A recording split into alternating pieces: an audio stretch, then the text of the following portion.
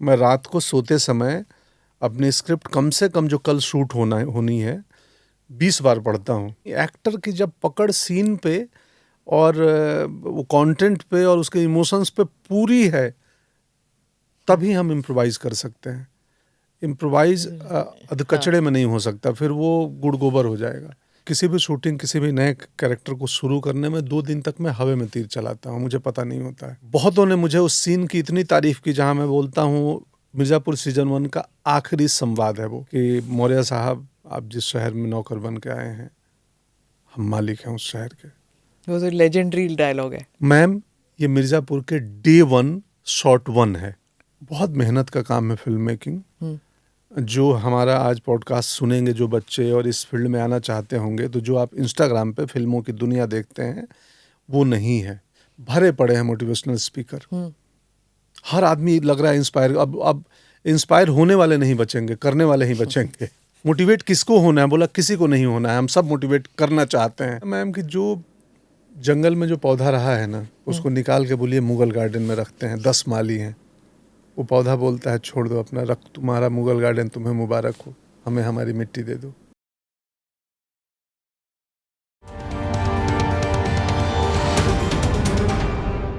Namaste, Jai Hind. Welcome to another edition of ANI Podcast with Smita Prakash. Today my guest is the noted actor Pankaj Tripathi. Almost every article written about Pankaj Tripathi and almost every interviewer who interviews him says the same thing, how effortless his acting skills are. But behind that seemingly effortless acting is the genius of Pankaj Tripathi. He's been awarded the National Film Awards twice for his acting in the films Newton and Mimi. Pankaj Tripathi was born in a family of priests in the state of Bihar. His early films saw him play the role of a gangster or minor characters. But it was with the cult films Gangs of Wasipur and Mirzapur that Pankaj Tripathi burst into fame and fortune. There's been no looking back from there on.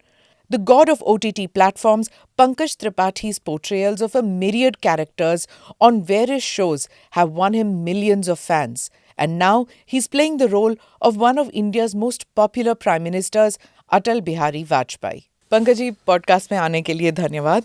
मैं आपका सारा interviews हर channel पे, YouTube पे सब देखती थी और कहती थी हाँ एक दिन मेरा नंबर आएगा। धन्यवाद आप आए।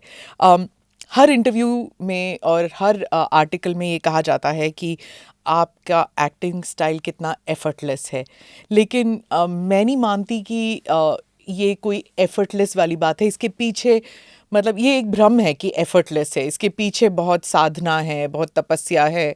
क्या ये सही है कि आर यू रियली एफर्टलेस? नहीं, बिल्कुल साधना है, तपस्या है, और उस वक्त भी डर लगता है। हम वो मौत का कुआं, एक खेल होता है ना बाइक का, मेले में और इसमें, तो बाइक वाला आता है खटाक से चढ़ा के घुमाने लगता है। हम वो सिर्फ उसकी 10 साल बाद वाली परफॉर्मेंस देखते हैं। वो 10 साल पहले से जो उसने तैयारी करी है, जो प्रैक्टिस की है, जो बैलेंस को साधा है, वो हमें नहीं मालूम होता है। तो एफर्टलेस कुछ नहीं होता है, एफर्टलेस दिखता है। हमारे कैमरे के पीछे 100-200 लोग हैं, हम अपने कमरे से घर से निकल के आए हैं सुबह नहा के। जो मेरी माँ, मेरी पत्नी या मेरे भाई या मेरे कलीग बने हैं को एक्टर, उनको मैं जानता नहीं हूँ, सुबह मिला हूँ। शूटिंग में तो माँ भी 10 मिनट पहले मिलती है। अगर माँ को कोई बड़ी अभिनेत्री है तो वैसे भी सेट पे ही मुलाकात होगी। मतलब जो भी माँ है, जो भी किरदार हैं आसपास, लेकिन उनको भी वात्सल्य दिखाना होता है और मुझे भी वही दिखाना है कि वो आंखों में ऐसा लगे कि हम बचपन से साथ में हैं, मैं इन्हीं के जीवन का हिस्सा हूँ। और फिर शाम को सब अपने अपने रास्ते। शाम को छोड़िए, कट ऑफ। ये दे, फोन दे, चाहे कुछ पानी दे। हाँ, क्या किसका आया था? उसका आया था। अच्छा, वन मोर, एक और करना है। हाँ ठीक, बोल, टेक के बाद बात करती हूँ मैं, या करता हूँ मैं। ये पुरुष भी हो सकते हैं। हाँ चलिए ठीक है, रोल बेटा। तो ऐसी तो दुनिया है। वो शिकायत नहीं कर रहा हूँ उस दुनिया की, ये काम का तरीका है ही है। तो हमारी प्रिपरेशन सेट पे आने के पहले होती है। मैं रात को सोते समय अपनी स्क्रिप्ट कम से कम जो कल शूट होनी है 20 बार पढ़ता हूँ। आखिरी चीज़ में वही करता हूँ कि स्क्रिप्ट लेके पढ़ते पढ़ते वो डिम लाइट इधर का जला के बिस्तर के साइड में 15 रीडिंग होने के बाद बंद करके सो गया। सुबह जब भी उठूंगा कॉल टाइम के हिसाब से, उठते अगेन वो उसको लेके 4-5 बार पढ़ूंगा। अकेले में? अकेले में, अकेला, कोई सामने नहीं होता? नहीं, कोई नहीं होता है। मैं और सिर्फ मिरर भी नहीं? मिरर भी नहीं, मैं रीड करता हूँ, खाली सिर्फ पढ़ता हूँ। मैं एक्टिंग भी नहीं करता हूँ कि इसको कैसे मैं डिलीवर करूंगा, कैसे मैं बोलूंगा। मैं न्यूट्रल होकर रीड करता हूँ उस सीन को। को आंगिक अभिनय नहीं करेंगे? कुछ नहीं, ना नॉट आंगिक, नॉट वाचिक, एक्टिंग कुछ नहीं। हम रीडिंग भी मन के भीतर, बोल बोल के भी नहीं। पर ये आपने डिसाइड किया कि हाँ, मेरे को ये करने से मैं परफॉर्मेंस अच्छी कर लेता हूँ? क्योंकि मुझे ये करने से लाइनों को लेके कॉन्फिडेंस आ जाता है कि ये लाइनें मुझे याद हो चुकी हैं। हमको तो जैसे व्यूअर जब है, ऐसे लगता है कि आप लाइनें ऐसे ही बोल रहे हैं। हाँ, वो लगता है कि ये लाइनें भी राइटर ने नहीं, इसने लिखी होगी। वो क्राफ्ट है मैम। बोला ना, उसके पहले मैं 40 बार पढ़ता हूँ, इसलिए कि लाइनें याद हो जाए, ताकि मेरी टेंशन लाइन याद करने की चली जाए। तभी मैं वो कर सकता हूँ कि आपको लगे कि ये तो यही बोल रहा है। हाँ। ये लाइन किसी और ने नहीं लिखी है। हाँ। जब तक मैं उलझा रहूंगा कि अगली लाइन क्या था, क्या बोलना था, तब तक वो प्रवाह आएगा ही नहीं, वो फ्लो आएगा ही नहीं। तो आप इम्प्रोवाइज करते हैं उस वक्त? हाँ, करता हूँ। बीच में एक अंग्रेजी लफ्ज इस्तेमाल कर लिया? कुछ भी, नॉट अंग्रेजी, एनीथिंग, कुछ भी। नहीं, अंग्रेजी तो बहुत अच्छा लगता है, जब वो जैसे वो कौन फुकरे में वो जो बाहर गार्ड कैबिन में वो जो कुछ अंग्रेजी वैसे बोलते हैं, तो वो करते हैं। वो अगेन इम्प्रोवाइज करना एक कमाल की चीज़ है। हम सब लोग जानते हैं ये शब्द के बारे में कि इम्प्रोवाइजेशन होती है। एक्टर करते हैं, सिंगर करते हैं, ज़्यादातर ये दो लोग। इम्प्रोवाइज करना कि ये स्क्रिप्ट ये थी, या राग ये था, धनुश्री थी, तोड़ी थी, मल्हार था, कुछ भी था, कोई भी राग था, और सिंगर अगर उस राग पे उसकी पकड़ जबरदस्त है तभी वो इम्प्रोवाइज कर सकता है। वैसे ही एक्टर की जब पकड़ सीन पे और वो कंटेंट पे और उसके इमोशंस पे पूरी है, तभी हम इम्प्रोवाइज कर सकते हैं। इम्प्रोवाइज अधकचड़े में नहीं हो सकता, फिर वो गुड़ गोबर हो जाएगा। तो इम्प्रोवाइज करने के लिए आपको बहुत पकड़ चाहिए अपनी क्राफ्ट पे, कि वो लगे इम्पल्सिव है, इसी सीन का हिस्सा है, और सीन को एलिवेट कर दे, सीन को उठा दे, इंटरेस्टिंग बना दे, रोचक बना दे, आउट ऑफ द बॉक्स ना लगे। आजकल मैं देखता हूँ कई बार एक्टर्स को, क्योंकि ये शब्द बहुत पॉपुलर हो चुका है, कई अभिनेता इस पे बातें कर चुके हैं, तो एक ना खत्म होने वाला इम्प्रोवाइजेशन चालू हो जाता है। क्या बोले? दूसरा बोलता तुम सुन नहीं रहे हो क्या? अरे नहीं, मेरा ना कान खराब हो गया था कुछ दिन पहले से, तो उसकी इलाज करवा ले। अरे नहीं भाई, क्यों इलाज कराना? फिर ये लंबा चलेगा, 4 मिनट फालतू की बातें होंगी। तो राग की पकड़ हो तभी इम्प्रोवाइज किया जा सकता है। क्राफ्ट की पकड़ हो एक्टिंग में, और सीन पता हो, अपने किरदार के हिस्ट्री मालूम हो कि ये इम्प्रोवाइज भी करेगा तो किस किस्म का करेगा, कितना करेगा। वैलिड होना चाहिए, वैलिड होना चाहिए, जेन्युइन होना चाहिए, वो उसके कैरेक्टर का हिस्सा लगना चाहिए। पर जैसे आप कैरेक्टर को में ढल जाते हैं, या कैरेक्टर आप में ढल जाता है, इतना वक्त मिलता है कि हाँ, अब मैं ये कैरेक्टर बन जाऊं, अब मैं ये विलन बन जाऊं, अब मैं ये, मुझे मैम वक्त तो नहीं मिलता है, मैं बहुत व्यस्त हूँ, अति व्यस्त। 2 दिन मुझे किसी भी शूटिंग, किसी भी नए कैरेक्टर को शुरू करने में 2 दिन तक मैं हवा में तीर चलाता हूँ। मुझे पता नहीं होता है कि ये रोल मैं कैसे करूँगा। मालूम है, स्क्रिप्ट पढ़ ली है, वो किरदार पता है, शूटिंग मतलब लीनियर नहीं होता है, तो हम बीच के सीन भी शूट करते हैं कई बार। जैसे मिर्ज़ापुर बहुत पॉपुलर शो है, बहुतों ने मुझे उस सीन की इतनी तारीफ की जहाँ मैं बोलता हूँ मिर्ज़ापुर सीजन 1 का आखिरी संवाद है वो, कि मौर्य साहब, आप जिस शहर में नौकर बन के आए हैं, हम मालिक हैं उस शहर के। वो तो लेजेंडरी डायलॉग है मैम। ये मिर्ज़ापुर के डे 1 शॉट 1 है। ओह। जो मेरी शूटिंग के, जो सीरीज में सबसे एंड में आता है। मुझे पता ही नहीं था कि ये किरदार कैसा बनेगा, क्या शेप लेगा, इसके मैनरिज्म कैसे होंगे, इसकी वॉइस की टोनालिटी कैसी होगी, इसके जेस्चर पोस्चर कैसे बनेंगे, कुछ नहीं मालूम। डे 1 बनारस से निकले, चुनार गए, वो जो पहाड़ी वाला लोकेशन है, और करण अंशुमन ये सीन कर रहे हैं। मैं बोले यार, आखिरी शॉट कर रहे हो तुम? बोला हाँ, शेड्यूल के अकॉर्डिंग यहीं बैठा है आज। मैं बोला चलो अब कुछ करता हूँ ऐसे ही। कई लोगों ने बोला कमाल है वो। अब मैं किसी को आज पहली बार ये बता रहा हूँ कि वो हवा में तीर चला रहा था मैं, मुझे पता नहीं था कालीन भैया कैसा बनेंगे, कैसे स्वरूप लेगा ये किरदार, और मैं डे 1 आखिरी शॉट सीन करके आ गया। और अब अगर हम सोचें कि पंकज जी ने कसाई का रोल किया कैसे, मतलब कैसे हुआ वो रोल? आपको कुछ घिरनी महसूस हुई? नहीं हो, बिल्कुल बिल्कुल बहुत परेशानी हुई थी। एक और भ्रम है और गलतफहमी है फिल्म इंडस्ट्री के बारे में और फिल्म फैटर्निटी के बारे में। लोगों को लगता है बहुत मौज का काम है, क्योंकि फिल्म वाले अपनी पीआर मशीनरी को लगा के ना अब वो मौज वाले फुटेज बहुत बाहर भिजवाते हैं कि यहाँ स्पॉट हुए, वहाँ स्पॉट हुए, एयरपोर्ट लोग, हाँ इस इवेंट में ये हो गया, इसने उनको वो कर दिया। हाँ, लगता है इनकी इतनी वो ड्रीमी सी लाइफ है और क्या बात है, बहुत खुशमिजाज और प्रसन्न लोग हैं। बहुत मुश्किल का काम है शूट करना। हम अटल जी जो फिल्म आ रही है 19 जनवरी को, प्रोस्थेटिक का मेकअप हुआ था मेरे चेहरे पे, नाक पे और चेहरे पे। हाँ, क्योंकि आपकी पतली नाक है, हाँ, उनकी पतली नाक नहीं थी। हाँ। और प्रोस्थेटिक के मेकअप का रूल है कि वो एसी फ्लोर पे ही आप एटलीस्ट 22 डिग्री से बियॉन्ड पसीने ना आए किसी भी हाल में, वरना प्रोस्थेटिक हालत पिघलने लगेगा और एक्टर परेशान हो जाएगा। मैं 46 डिग्री टेम्परेचर में लखनऊ में प्रोस्थेटिक मेकअप करके 12 घंटे शूट कर रहा था। और वो लिटरली वो पीड़ा नहीं, मतलब शरीर, और जब शरीर में इतनी समस्या हो तो वो समस्या धीरे धीरे दिमाग में भी होने लगती है और उसका असर फिर आपके परफॉर्मेंस पे होता है। पर मेरा था कि नहीं आप परफॉर्मेंस पे इसका असर ना हो।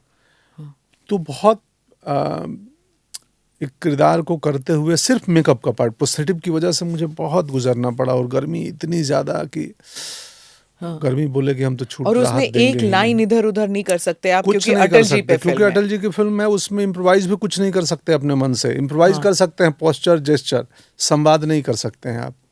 अच्छा, हाँ, क्योंकि संवाद उन्होंने ओरिजिनल उठाएंगे लोग और बोलेंगे देखो। जेस्चर पोस्चर आप बदल सकते हैं, घटना और संवाद आप कुछ नहीं बदल सकते।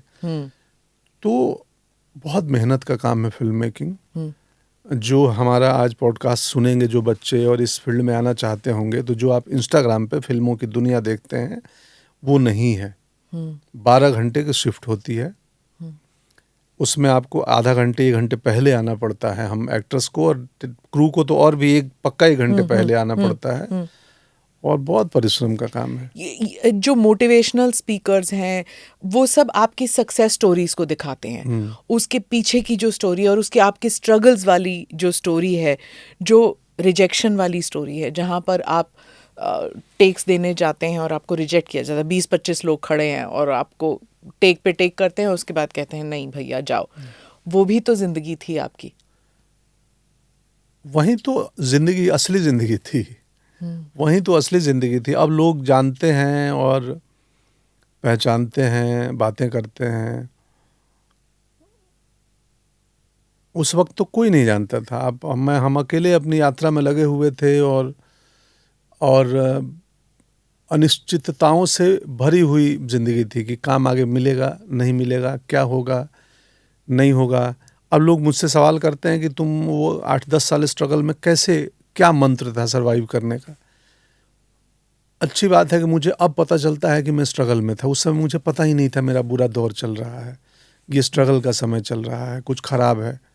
आज फ्लाइट में आते हुए मैं बहुत सोच रहा था, मुझे एक महिला मिली जो क्रू और पायलट को ट्रेनिंग देती हैं। तो मेरी फ़ैन थी, आके बोली ट्रेनिंग देती हैं, और तो मैंने तुरंत पूछा, मेरे कानों में फ़्लाइट की वजह से कुछ प्रॉब्लम हुई है। तो मैं उनसे इसके बारे में पूछने लगा कि सर्दी जुकाम में फ्लाई करना हो तो कैसे करें और ये समस्या कैसे ठीक होगी। हालांकि मैं 2 डॉक्टर से दिखा के दवाई खा के आया हूँ।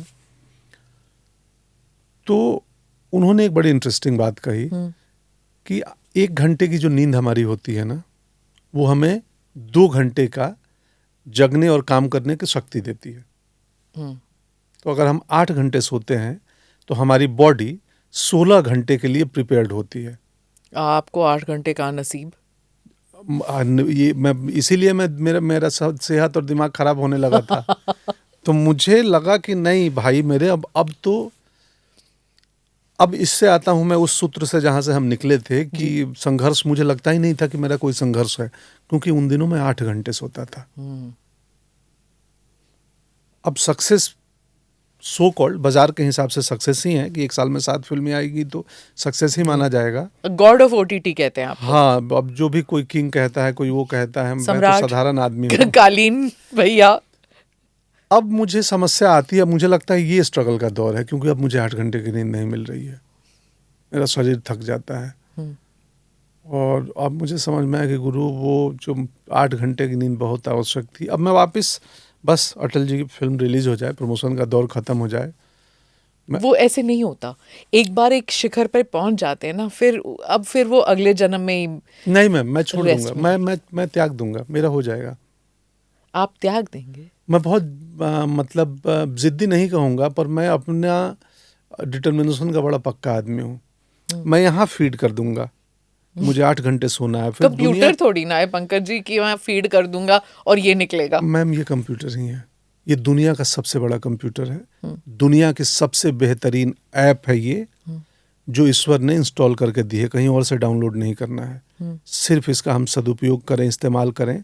और ये बात मैं सरसों के दाना से भी छोटा इस्तेमाल करके ये बोल रहा हूँ। सारी सक्सेस, फेल्योर, सफलता, असफलता, डर, एंजाइटी, प्रेम, गुस्सा, हम अगर वर्कर हैं ना तो ये सीईओ है इसका। आप मोटिवेशनल स्पीकर की बात हुई थी कुछ देर पहले, आप यूट्यूब पे खोलो, भरे पड़े हैं मोटिवेशनल स्पीकर। हर आदमी लग रहा है इंस्पायर। अब इंस्पायर होने वाले नहीं बचेंगे, करने वाले ही बचेंगे। ज्ञान देने वाले बहुत है। मोटिवेट किसको होना है? बोला किसी को नहीं होना है, हम सब मोटिवेट करना चाहते हैं। तो कहाँ से बात निकली? मेरी एक प्रॉब्लम है, आज मैं मूड में हूँ बोलने के। बोलिए। तो मैं ना बोलते बोलते फिसल जाऊंगा, कहीं और चला जाऊंगा, कुछ और बेतुकी बातें करने लगूंगा। बेतुकी? और आपका हर इंटरव्यू जो है वो दिल को छू जाता है।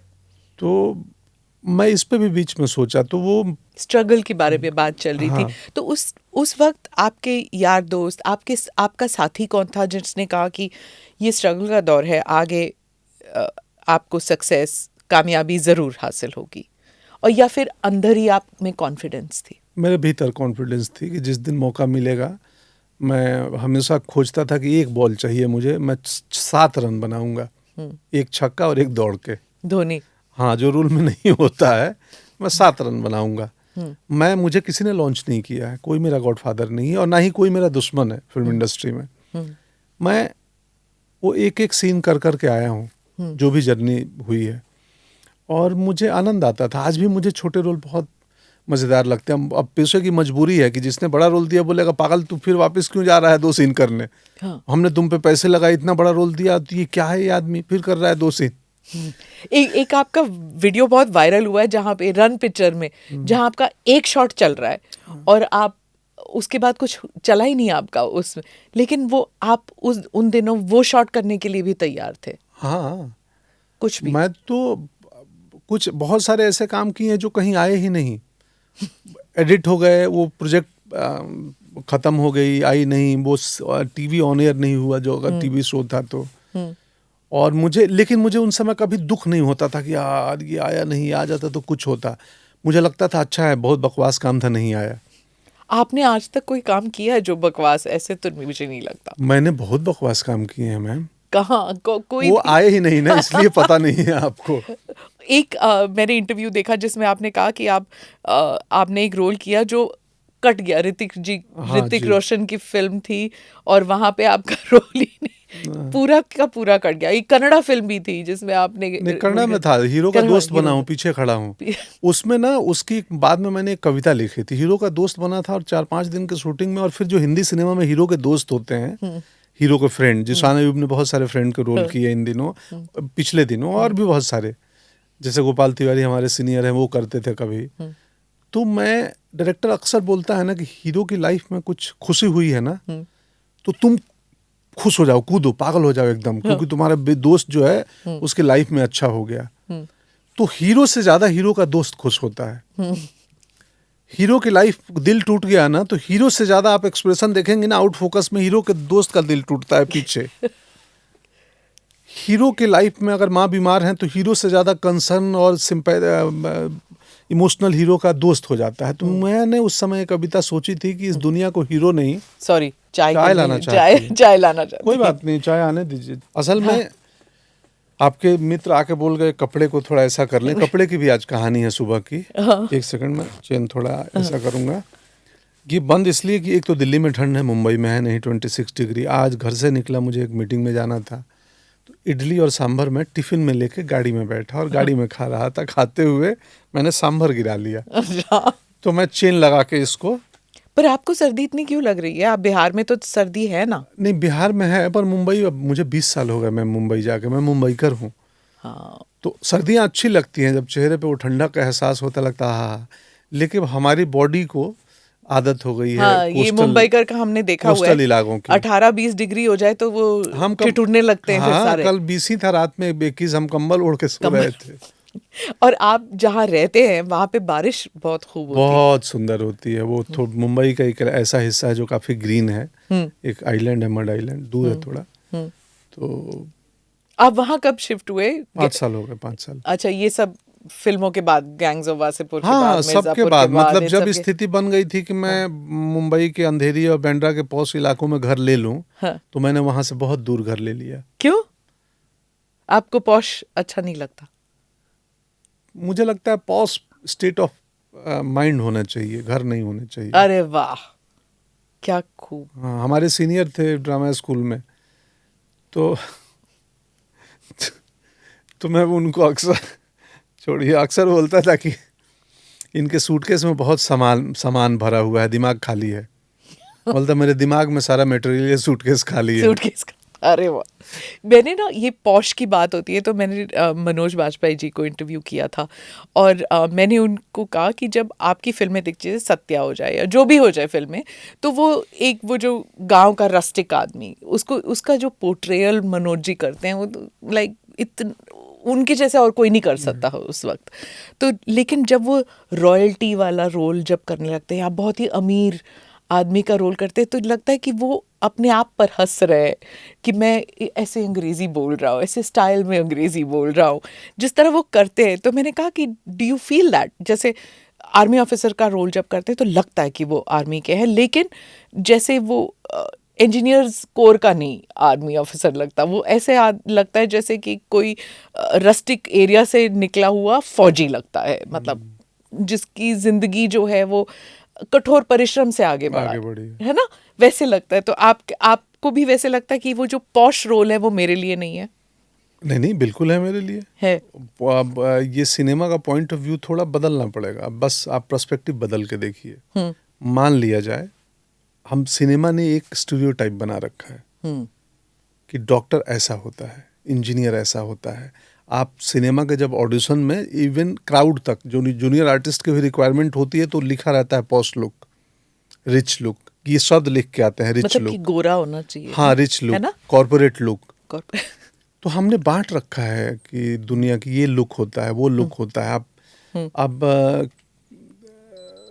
किसी फिल्म में हम डॉक्टर में कल्पना कैटरीना कैफ की ही करते हैं।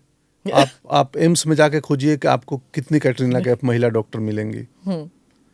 तो हमने एक, मान लीजिए मुकेश भाई अंबानी जी अगर अभिनेता होते, हाँ, इंडस्ट्रियलिस्ट उतने बड़े नहीं होते, और उनको ऑडिशन देने जाना होता, कभी भी उनकी कास्टिंग रिच आदमी में नहीं करते लोग। रिच लुक तो है ही नहीं। रिच लुक क्या होता है? देश के सबसे बड़े उद्योगपति हैं। तो अब ये कहानियां वो स्टीरियोटाइप तोड़, ये पहले से बना आ रहा है कि पहले एक सिंघानिया साहब होते थे, उनकी बेटी से एक लड़का हीरो प्रेम करेगा, तो सबने एक बना रखा था कि पुलिस ऐसा दिखता है, रिच आदमी ऐसा दिखता है, पुअर आदमी ऐसा दिखता है, जबकि समाज में ऐसा है नहीं। करेक्ट। और आपने जो विलन वाले रोल किए हैं उसमें भी मतलब आप कालीन भैया जैसा सॉफ्ट स्पोकन आप कल्पना ही नहीं करेंगे कि एक विलेन इतना मधुर हो सकता है बोलने में। हाँ। आइए बैठिए। हाँ, अरे ना, हाँ लाइए इनके लिए। लगा कि ये तो इतने पोलाइट विनम्र आदमी है, लिटरेचर लिखते होंगे कुछ। कल्पना कीजिए कालीन भैया राइटिंग करते हैं, पोइट्री लिखते हैं, पर उसमें भी किसी को उड़ाते नहीं है, वो नहीं, खुद नहीं करते। वो कोई और करता है। अब बोलते हैं बेटे को कि भैया हम ये समझो सिंडिकेट को कैसे चलाना है। आपसे डर नहीं लगता जब आप डाकू का रोल भी करते हैं, विलन का रोल भी करते हैं, आपको देख के डर नहीं लगता? नहीं, मैम आपने हमारा अच्छा वाला पहलू ज्यादा देख लिया है। अब मुझे इंटरव्यू में ना थोड़ा कम करना पड़ेगा, क्योंकि वो भ्रम टूट रहा है कि आदमी ऐसा है। नहीं, पर सच कहती हूँ, जैसे मेरा बचपन जो है वो प्राण, प्रेम चोपड़ा, रंजीत, ऐसे लोगों से, मतलब मेरे को डर लगता था इन लोगों से कि तब आप ANI की एडिटर नहीं थी? नहीं थी। अब आपको तो पता है ना कि किसी से नहीं डरना है मुझे। तो इसलिए मैंने उनका इंटरव्यू किया ना, मैंने रंजीत जी का इंटरव्यू किया, मैंने प्रेम चोपड़ा का इंटरव्यू किया, सिर्फ इसलिए ताकि वो डर निकल जाए दिमाग से। और आप पता नहीं आप ये जानते हैं कि नहीं, रंजीत जो है वो अगर आप पिक्चरों में देखें तो चिकन फाड़ रहे हैं, उलट आदमी, वो शुद्ध शाकाहारी हैं, उन्होंने कभी मदिरा सेवन नहीं किया, इतने जेंटल हैं। और प्रेम चोपड़ा भी, और मैंने कहा मेरे हर फिल्म में लड़की के पीछे भागना, रेप सीक्वेंस, ये वो। आप देखिए ना, आप फिल्मों ने वो एक तो स्टीरियोटाइप की बात की, एक दूसरी मैं करता हूँ। हीरो जो है ना, याद कीजिए फिल्मों में हीरो मुस्कुराता है और विलेन जो है वो हंसता है। हीरो को आप ऐसा करते हुए खुल के हंसते हुए नहीं देखेंगी, वो एक सुंदर स्माइल देगा, ऐसा वैसा करेगा हीरोइन को देख के। जबकि रियल जीवन में खुल के हंसने वाले लोग ज्यादा जिंदा दिल होते हैं। फिल्मों ने ये बना दिया कि हीरो मुस्कुराएगा, विलेन हंसेगा। अरे भाई, ये कैसी पिछले दिनों की फिल्मों की, अभी तो वो सब टूट रहे हैं। ये जो बात, मेरा उदाहरण जरूरी नहीं है कि ये 2022 की कहानियों के पे लागू हो, सही, पर पहले थी।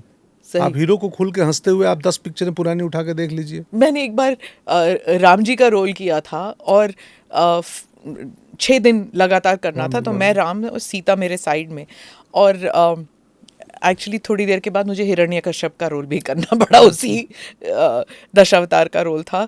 तो राम का रोल कर रही थी, तो थोड़ी देर के बाद मेरी मदर आती हैं ग्रीन रूम में और कहती हैं राम जी इतना हंसते नहीं है, जैसे मुंह फाड़ फाड़ के हंसने की ज़रूरत नहीं है। तो मैंने कहा क्या राम जी, जैसे स्लो स्माइल, दांत नहीं दिखना चाहिए राम जी। तो ये उन्होंने मुझे ग्रीन रूम में आके कहा कि हल्का सा स्माइल होता हो सकता है। राम जी को हमने देखा तो नहीं है, वो अमर चित्र कथा में जैसे दिखाया, किसी फिल्म में दिखा, हाँ। उसको, या राजा रवि वर्मा की पेंटिंग से राम की छवि निकली। अब मुझे तो वो छवि व्याप्त है, पर्याप्त, सब जगह उपलब्ध है। तो आपने से ये सारे विलेंस के रोल फिर कैसे मतलब डिसाइड किया कि उसमें एक्टिंग करनी पड़ती है मैम, उसमें विलेन का रोल करने के लिए मुझे अभिनय करना पड़ता है, क्योंकि आप इतने सहज स्वभाव के। हाँ, मैं सहज स्वभाव का, और वो मुझ, लेकिन अब ये कमाल की चीज़ है हमारा जॉब इस मामले में, कि हम जो नहीं है उसकी कल्पना करते हैं। हाँ। इमेजिनेशन एक बहुत स्ट्रॉन्ग चीज़ है हमारे पास, जो मैं इसकी बात कर रहा था, इसी से होती है। कई बार रियलिटी से ज़्यादा स्ट्रॉन्ग है इमेजिनेशन, कई बार नहीं, हर बार। तो हम कल्पना करते हैं कि मैं यदि ऐसा होता तो कैसा होता। एक्टिंग के किताबों में एक वेस्ट से आई हुई थ्योरी है, नाट्यशास्त्र में भी है, कि मैजिक इफ जो है वो मैजिकल है। कल्पना करो कि तुम ये होते तो कैसे होते। तो कल्पना का खेल है बहुत बड़ा। तो अभी निगेटिव किरदारों के लिए मुझे अपने क्राफ्ट का ज़्यादा इस्तेमाल करना पड़ता है। जब नेगेटिव कैरेक्टर्स अगर आप सीरियली कर रहे हैं, मैं समझती हूँ कि एक इमोशनल फ्रेजिलिटी आ जाती है, क्योंकि आपको बार बार क्रूरता दिखानी होती है। उसके बाद दूसरे सेट में जाके आप क्रूरता का पात्र बन जाते हैं, राइट? आप विक्टिम भी हैं कहीं पे आप परपेट्रेटर भी हो जाते हैं। तो या तो आप वो इमोशनल फ्रेजिलिटी रखें, कुछ एक्टर्स हैं वो फ्रेजिलिटी रखते हैं क्योंकि बिना उस फ्रेजिलिटी के वो इमोशन नहीं दिखा पाते, या फिर एक कवच ओढ़ लेते हैं जहाँ पर वो स्ट्रॉन्ग हैं, वो अपने इमोशंस को बाहर रखते हैं और अभिनय को अलग। आप कर पाते हैं ये डिवीजन? हाँ, कर पाता हूँ। और अभिनय के भी 2 स्तर हैं, एक तो किरदारों में है, एक तो जीवन में भी चल रहा है। ज़्यादातर लोग एक तो कट होने के बाद भी अभी एक्टिंग ही चालू है, अब डायरेक्टर से आसपास के क्रू मेंबर से, वो अपने रियल सेल्फ में नहीं है। आइदर अगर वो बहुत बड़े हैं तो अपने बड़प्पन को ओढ़ के रखे हुए हैं, ये संभव है ना कि एक तो एक्टिंग आप जो कैरेक्टर परफॉर्म कर रहे थे, पता है ये रोल कर रहे हैं, कट होने के बाद अब वो अभिनेता बचा हुआ है, वो अभिनेता भी उस सेट पे संभव है कि रोल कर रहा है अपने अभिनेता होने का। हम उस वक्त सच्चे होते हैं जब हमें कोई नहीं देख रहा होता है। पर शायद वो इसलिए कर रहे हैं क्योंकि फिर वो स्विच ऑन स्विच ऑफ नहीं कर सकते। नहीं, करते हैं, सब करते हैं, सबका अपना मेथड होता है। जो खराब एक्टर होता है वो खराब एक्टिंग करता है, जो अच्छा एक्टर होता है वो अच्छी एक्टिंग कर लेता है।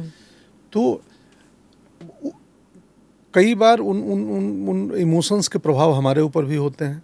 अगर मैं कोई गुस्सैल आदमी का रोल कर रहा हूँ तो वो जाने अनजाने मुझे 15-20 दिन घर पे एक बार कभी हो जाता है मेरे से गुस्सा, क्योंकि मैं अपने ब्रेन को बार बार फोर्स कर रहा हूँ कि तुम ये व्यक्ति हो, तुम्हें ऐसे बिहेव करना है, तुम्हारे साथ ये ठीक नहीं हुआ है। वो गुस्सा गुस्सा गुस्सा गुस्सा गुस्सा, हाँ, तो वो कहीं ना कहीं उस गुस्से का वो नकली इन्फॉर्मेशन मेरा ब्रेन मेरे बॉडी को दे ही रहा है। हाँ, प्रॉम्प्ट है वो। हाँ, क्यों गुस्सा मतलब कुछ तो चीजें होती होंगी ना गुस्सा में, कि आपका ब्रीदिंग बढ़ जाता होगा, पल्स बढ़ जाता होगा, ब्लड सर्कुलेशन बढ़ जाता होगा, तभी तो आपकी बॉडी। एक आप मेरे घर में 2 वो हैं, डॉग हैं, तो एक लड़का है वो प्रिंस, कोई भी नॉक किया तो वो विद इन सेकेंड वो ना उसके पीठ के ऊपर एक लाइन से बन जाती है। और दूसरी अजीनी उस पर नहीं बनता है, वो शांत रहती है, खड़ी हो जाएगी लेकिन वो उसका बॉडी नॉर्मल रहेगा। तो कुछ तो बॉडी में बदलाव होता है इमोट करने के लिए। वो बॉडी का बदलाव कैसे होता है? आप ब्रेन से एक इन्फॉर्मेशन जाती है बॉडी में कि बॉस डेंजर है, खतरा है, कोई गेट पे है, या मुझे गुस्सा करना है। क्यों गुस्सा करना है? क्योंकि इस आदमी से मुझे प्रॉब्लम है। तो कोई इन्फॉर्मेशन हम अपनी बॉडी को देते हैं कि तुम अब ऐसा रिएक्ट करो। वो फॉल्स इन्फॉर्मेशन एक्टिंग में हम देते हैं, लेकिन देते हैं। पर आपका वही तो टाइमिंग वाली बात होती है ना। आप जिस तरह आप वो टाइमिंग करते हैं उसमें जो मज़ा है ना, जैसे आप किसी को जैसे मारने जा रहे हो या फिर आप रिएक्ट करेंगे, वो जो यूं सिर हिला के आप जो बोलते हैं ना, वो जो स्प्लिट सेकंड का होता है, मतलब उसमें जो आनंद आता है ना हमें, हाँ देखो ये मतलब he is using not just saying the dialogue, वो स्टाइलाइजेशन है या वो आपका बोलने का ढंग है, पता नहीं, पर वो दोनों है। उस मेरे टीचर थे कारंत साहब, जो अब नहीं रहे, बाबा कारंत, कर्नाटका से थे। बीवी कारंत था, हम लोग बाबा कारंत बोलते बीवी थे। कारंत कि थ्रू मिनिमम क्रिएट मैक्सिमम। तो वो कहीं मैं सुना और बहुत चिंतन मनन किया और मुझे लगा ये तो बहुत अच्छी बात है यार, कमाल की बात है ये। और नाट्य शास्त्र में भी आंगिक अभिनय में गर्दन नोट करने के 13 प्रकार हैं, लिखे हुए हैं नाट्य शास्त्र में। न जाने जो 1000 साल पुरानी, 2000 साल पुरानी पुस्तक है, किताब है, और इसमें लिखा है कि ये 13 के भिन्न भी अभिनेता चाहे तो नए नए आविष्कार कर सकता है, गर्दन नेक का मूवमेंट। तो वो सहज है, वो प्रैक्टिस की हुई है कि अगर मुझे हमेशा से बॉडी लैंग्वेज और बॉडी की एक्टिंग बहुत पसंद है, इसमें संवाद ना हो।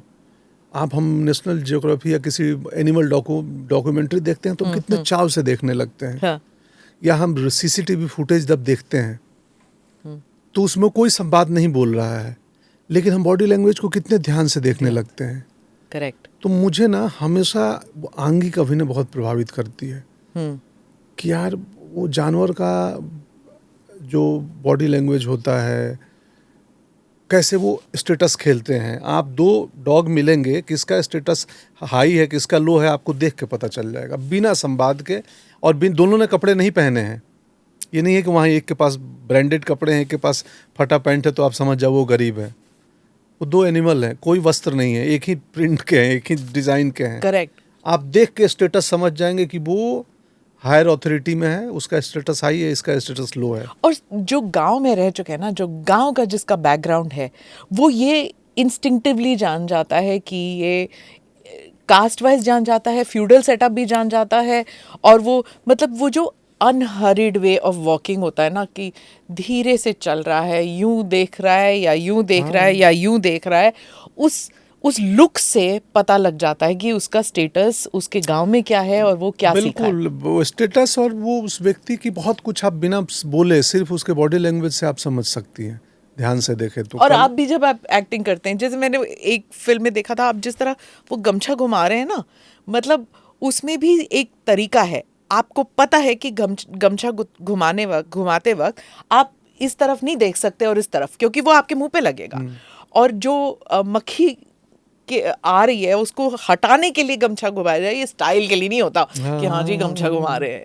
वो ये सब गांव में रहने की वजह से, या उस आपने किसी को देखा होगा ये करते हुए? मैं देखा है, मैं खुद किया हूँ। मेरी लाइफ 48 का हूँ, लगभग 22 साल 23 इयर्स गांव में गुजरी है। तब पटना भी गांव ही हुआ करता था, लास्ट के 6-7 साल पटना में, और बाकी के 23-24 इयर्स मेट्रोज, दिल्ली और मुंबई।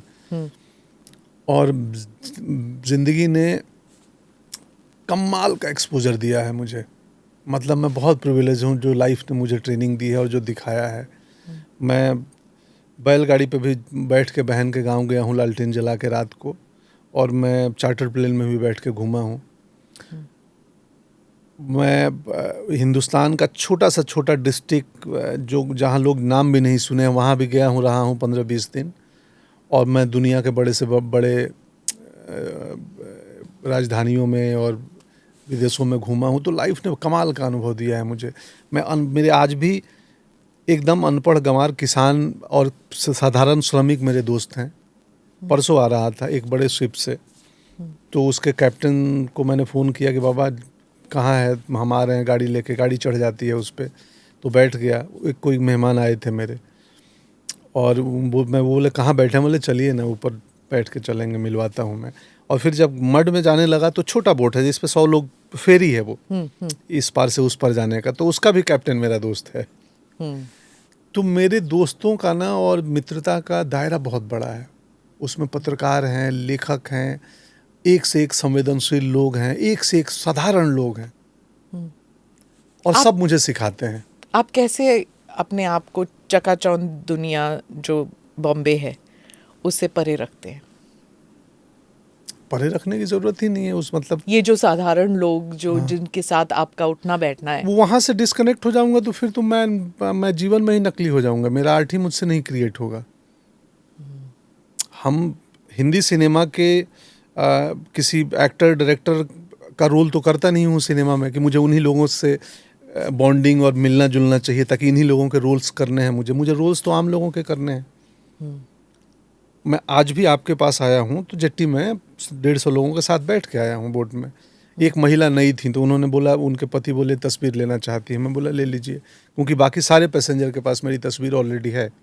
रोज का आना जाना है। तो और ये सिर्फ इस बात को समझाने के लिए बता रहा हूँ, नहीं तो इसका एक मीनिंग ये भी हो सकता है कि मैं अपने आप को विनम्र, हम्बल और अपनी ये कॉमन मैन की स्टोरी बता रहा हूँ। मैं आप मटेरियल नहीं ढूंढ रहे, ये आपका नेचुरल इंस्टिंक्ट है मेरा। मैं जब टैक्स भरने जाता हूँ तो मेरे सीए बोलते हैं कि आप सुपर रिच है। मैं बोलता हूँ मैं तो मिडिल क्लास हूँ। बोलता नहीं, अकाउंट्स मिडिल क्लास वाले नहीं हैं। जो टैक्स भरते हैं वो मिडिल क्लास तो नहीं हुए ना फिर। हाँ जिस तरह का टैक्स भर रहे हैं आप। तो पर मेरी लाइफस्टाइल, क्योंकि मैं वो सिर्फ मेरा एक्टिंग के लिए नहीं है कि मैं बोट में चल रहा है, मुझे आम साधारण लोगों से जुड़े रहना है ताकि मैं इनका रोल प्ले कर पाऊँ। इस सिर्फ ऑब्जर्वेशन के लिए वो जर्नी नहीं करता हूँ, मैं कंफर्टेबल फील करता हूँ। आपने एक बरेली की बर्फी में आपका एक डायलॉग है, जुबान से कुछ ना निकले तो आंखें बोल जाती हैं। ये बात आपकी एक्टिंग में दिखता है, ये बात इरफान की एक्टिंग में सबसे ज्यादा मुझे दिखता है। वो तो विलक्षण अभिनेता थे, हम सबके आदर्श थे। मेरे जैसे असंख्य अभिनेता उनको इंस्पायर किया उन्होंने। हमारे सीनियर थे ड्रामा स्कूल के। और आप उनकी बातों को जब सुनेंगी ना बहुत अलग अलग हिस्सों में, तो आपको उनके सर्च का पता चलेगा कि ये व्यक्ति भी कुछ खोज रहा है। उनका स्पिरिचुअल साइड दिखेगा कि कोई ये जर्नी है, कोई खोज रहा है। तो हम सब वो एक्टर हैं मैम जो एक्टिंग में सिर्फ चकाचौंध के लिए नहीं आए हैं, कुछ ढूंढने के लिए आए हैं। नेम, फेम, पैसा, रुपया तो है ही, बियॉन्ड उसके एक और चीज़ है जो हम खोज रहे हैं। वो है ट्रुथ, वो है स्वयं का एक्सप्लोरेशन, खुद को ढूंढना। आजकल मैं 2-3 इंटरव्यू में बोल दिया ये बात कि मैं सच में विनम्र हूँ या कि विनम्रता की, पोलाइट होने की एक्टिंग करता हूँ। मैं ये खोज रहा हूँ और जेन्युइनली खोज रहा हूँ। और इसमें आध्यात्मिक जिंदगी भी होती है? ऑफ कोर्स होती है। मतलब क्योंकि आप जब अपने आप को खोजने लगते हैं ना, हम पूरे संसार को जान लेते हैं, जजमेंट कर लेते हैं, मिल आते हैं, घूम आते हैं, अपने से नहीं मिल पाते हैं। एक्टिंग एक ऐसी प्रक्रिया है जो बार बार कहती है कि खुद से मिलो, खुद को खोजो। पर आप 100-200 लोग हर क्षण आपके इर्द गिर्द होते हैं, अपने आप में विलीन होने के लिए कैसे कर सकते हैं आप? 200 लोग ना हो, मेडिटेशन करने के लिए हम माउंटेन्स पे जाएं, ये एक आइडियल हालात है। हाँ। लेकिन मेडिटेशन अगर ट्रैफिक सिग्नल पे हो तो वो ब्रिलियंट हालात हैं। क्या खूब बात कही आप। कि कैओस में, शोरगुल के बीच में अगर आपने मेडिटेट कर लिया तो आप सच्चे योगी हो गए। शांति में तो कोई भी मेडिटेशन कर सकता है। तो हमारा गृहस्थ आश्रम यही तो है। हाँ। कि अब आपको शादी करना है, परिवार बनाना है, कुटुंब को संभालना है 100 लोगों को, और उसमें एक पीस खोजना है। खोज पाते हैं आप? हाँ हाँ, मैं तो खूब खोजता हूँ। मृदुला जी आपको समय देती हैं कि इनको अभी अकेले में शांत एकांत रहना है? मुझे अकेले चाहिए ही नहीं।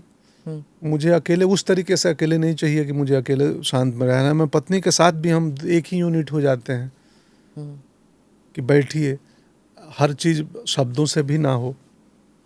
ये तो स्पीकर है ना, हम जो बोल रहे हैं, एम्पलीफायर विचार तो इधर है। तो अगर मेरे और आपका कुछ आंतरिक मिलन हो गया है तो फिर शब्दों की आवश्यकता कम है। ये मुझे again coming back to Irfan साहब, उनकी एक्टिंग में भी लगता है कभी कभी कि शब्दों की ज़रूरत ही नहीं, उनकी आंखों से ही दिलीप कुमार साहब, इन लोगों को अगर आप देखें, इनकी एक्टिंग देखें तो कभी कभी शब्दों की ज़रूरत नहीं है, वो आंखों से ही। बिल्कुल बिल्कुल, क्योंकि भाषा तो हमने इसलिए इजाद की होगी ना कि जिस तक कम्युनिकेशन भावों का ना हो उसको बोल के समझा दें। लेकिन आपके साथ बोल भी इम्पोर्टेंट है। न्यूटन में जो आत्मा सिंह का किरदार है, उसमें आपने एक लाइन कहा था, इलेक्शन एक सिंबॉलिक प्रोसेस है, आप अपना काम कीजिए, रिजल्ट हम देख लेंगे। हाँ, जिस तरह आप कहते हैं ना, मतलब उस वक्त हम सबको लगता है कि हाँ, ये नेता लोग, ये अफसर लोग, ये बंद कमरों में यही कहते होंगे। हमारे सामने, मीडिया के सामने तो कहेंगे नहीं, जनता के सामने, आम आदमी के सामने तो कहेंगे नहीं, पर ये अंदर ही अंदर यही बातें होती होंगी कि हम संभाल लेंगे। ये लगता है। आपने उस रोल के लिए कैसे प्रिपेयर किया? कोई था जिसको आप नहीं, सोच मेरे रहे एक फूफा थे, वो कमांडेंट थे और आर्म फोर्सेज में थे, राघव पांडे नाम है उनका, और वो सिमिलर पोस्ट पे थे। तो मैंने उनको फ़ोन किया, बोला थोड़ा समझाइए ट्रिक्स टेक्निक आप लोगों का बॉडी। मैं अक्सर मिलता था, वो मुंबई के संघर्ष के दिनों के हमारे तारनहार थे। कभी हम पैसे की कमी हो तो हम उनके कैंटीन से जाके बच्ची का दूध लेके आ जाते थे। हाँ। तो उन्होंने थोड़ी सी गाइडेंस करी और फिर मैं एक दो CISF के, CRPF के और लोगों से मिला, बातचीत किया, सिर्फ हाव भाव बॉडी लैंग्वेज समझने के लिए। बाकी वेल रिटन स्क्रिप्ट थी, अमित मसूरकर ने बहुत अच्छी लिखी थी। हाँ, मैंने उसमें ये ऐड किया कि मैं उसको थोड़ा ह्यूमन बना दिया। पहले वो सिनिकल था कैरेक्टर। अच्छा। तो मैंने उसको थोड़ा ह्यूमन बना दिया कि यार ये न्यूटन से सुबह मिला हूँ, शाम के बाद जीवन में नहीं मिलूंगा। हाँ। तुम मुझे इससे क्या आज का दिन निकाल लेना है बस। तो उससे या तो मैं गुस्से में रहूं दिन भर, या तो मैं आनंद लूं इसका। तो मैं बोला मैं इसके मजे लेता हूं। उसको घुमा घुमा के तो पहले था वो सारी हरकत वो एरोगेंस, एंगर में और एरोगेंट होके करता है। हाँ। मैं जब ऑनबोर्ड आया, मैं बोला अमित यार इसको मजे में भी ये कर सकता है। हाँ। क्योंकि आज शाम के बाद तो मुझे इससे मिलना नहीं है, कोई निजी दुश्मनी नहीं है। उस दिन पोलिंग वाले दिन बस आप मेरे दफ्तर का आदमी नहीं है, मेरा सीनियर नहीं है, मेरा कलीग नहीं है। आज चूंकि चुनाव आयोग में मैं रहा हूँ, नेशनल आइकन था, तो पोलिंग के दिन वही तो अजीब सी बात है ना, बहुत ही अजीबोगरीब बात थी वो। वो उस फिल्म के बाद ही आई थिंक मुझे बनाया गया। तो कौन सा किसको किस पोलिंग पे भेजा जाएगा, वो नंबर ही रैंडम होते हैं। तो टीम कैसे बनी किसी को पता नहीं है। तो 4 अगर पोलिंग बूथ के 4 लोगों की पार्टी है तो चारों अनजाने लोग होते हैं, उसी दिन मिलते हैं। और बस आज रात को सफ़र करना है, बैलेट जब बॉक्स का टाइम था तो बॉक्स लेके पेपर लेके जाने हैं। अब आजकल EVM है।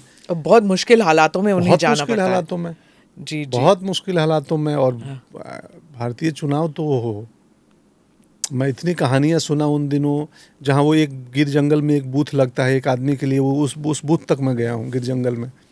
अच्छा। हाँ, मैं वहाँ घूम के ऐसे घूमने गया था, चुनाव के काम से नहीं। हाँ। मैं देखने गया था कि यार ये कैसी जगह है जहाँ एक आदमी के लिए बूथ लगाने जाते हैं। और देखिए हमारे मतलब हमारे देश में चुनाव को लेके कितनी शिद्दत से चुनाव की जाती है। महापर्व है, महापर्व है, महापर्व, महापर्व है, लोकतंत्र का महापर्व है। मतलब इतना विशाल देश, अभी क्या हमें कई लोग अनुमान ही नहीं है कि ये कितना बड़ा देश है। और एक वोट डालना एक आम नागरिक के लिए एक ड्यूटी, एक राइट, सब कुछ बन जाता है। और चाहे वो अनपढ़ भी हो, वो समझता है इसको। बिल्कुल बिल्कुल, मतलब मतदाता का मूल्यांकन आप ऐसे नहीं कर सकते। हर मतदाता सब समझता है। और आपके राज्य में तो खासकर हमारे बिहार राज्य में तो खैर मतदाता कम है, नेता ज्यादा हैं। सब नेता ही हैं। आपने एक बार कहा कि पान की दुकान में भी वो डिटेल्स बता देंगे। आप डिटेल्स बता देंगे पूरे देश की राजनीति। आप जिससे उम्मीद नहीं किए होगे कि ये क्या जानता होगा, वो संभव है आपको कि सब कुछ बता दे। और नॉट प्रेजेंट का, हिस्ट्री भी कि जयप्रकाश नारायण के आंदोलन में क्या हुआ था, इमरजेंसी के टाइम क्या हुआ था, जब पहली संविधान सभा बनी तो क्या हुआ था। क्योंकि वहाँ एक कॉमन बातचीत का टॉपिक राजनीति है बिहार में।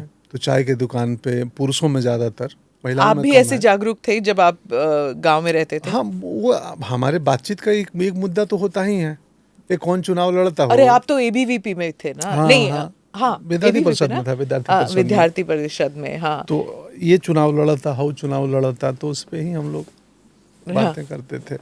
हवाई pulao also at that time, है ना, कि हाँ हम चुनाव लड़ेंगे। हम नहीं, मैंने कभी नहीं सोचा था नहीं? चुनाव लड़ने का। नहीं, मुझे एक नेचुरल प्रोग्रेशन ना एबीवीपी से।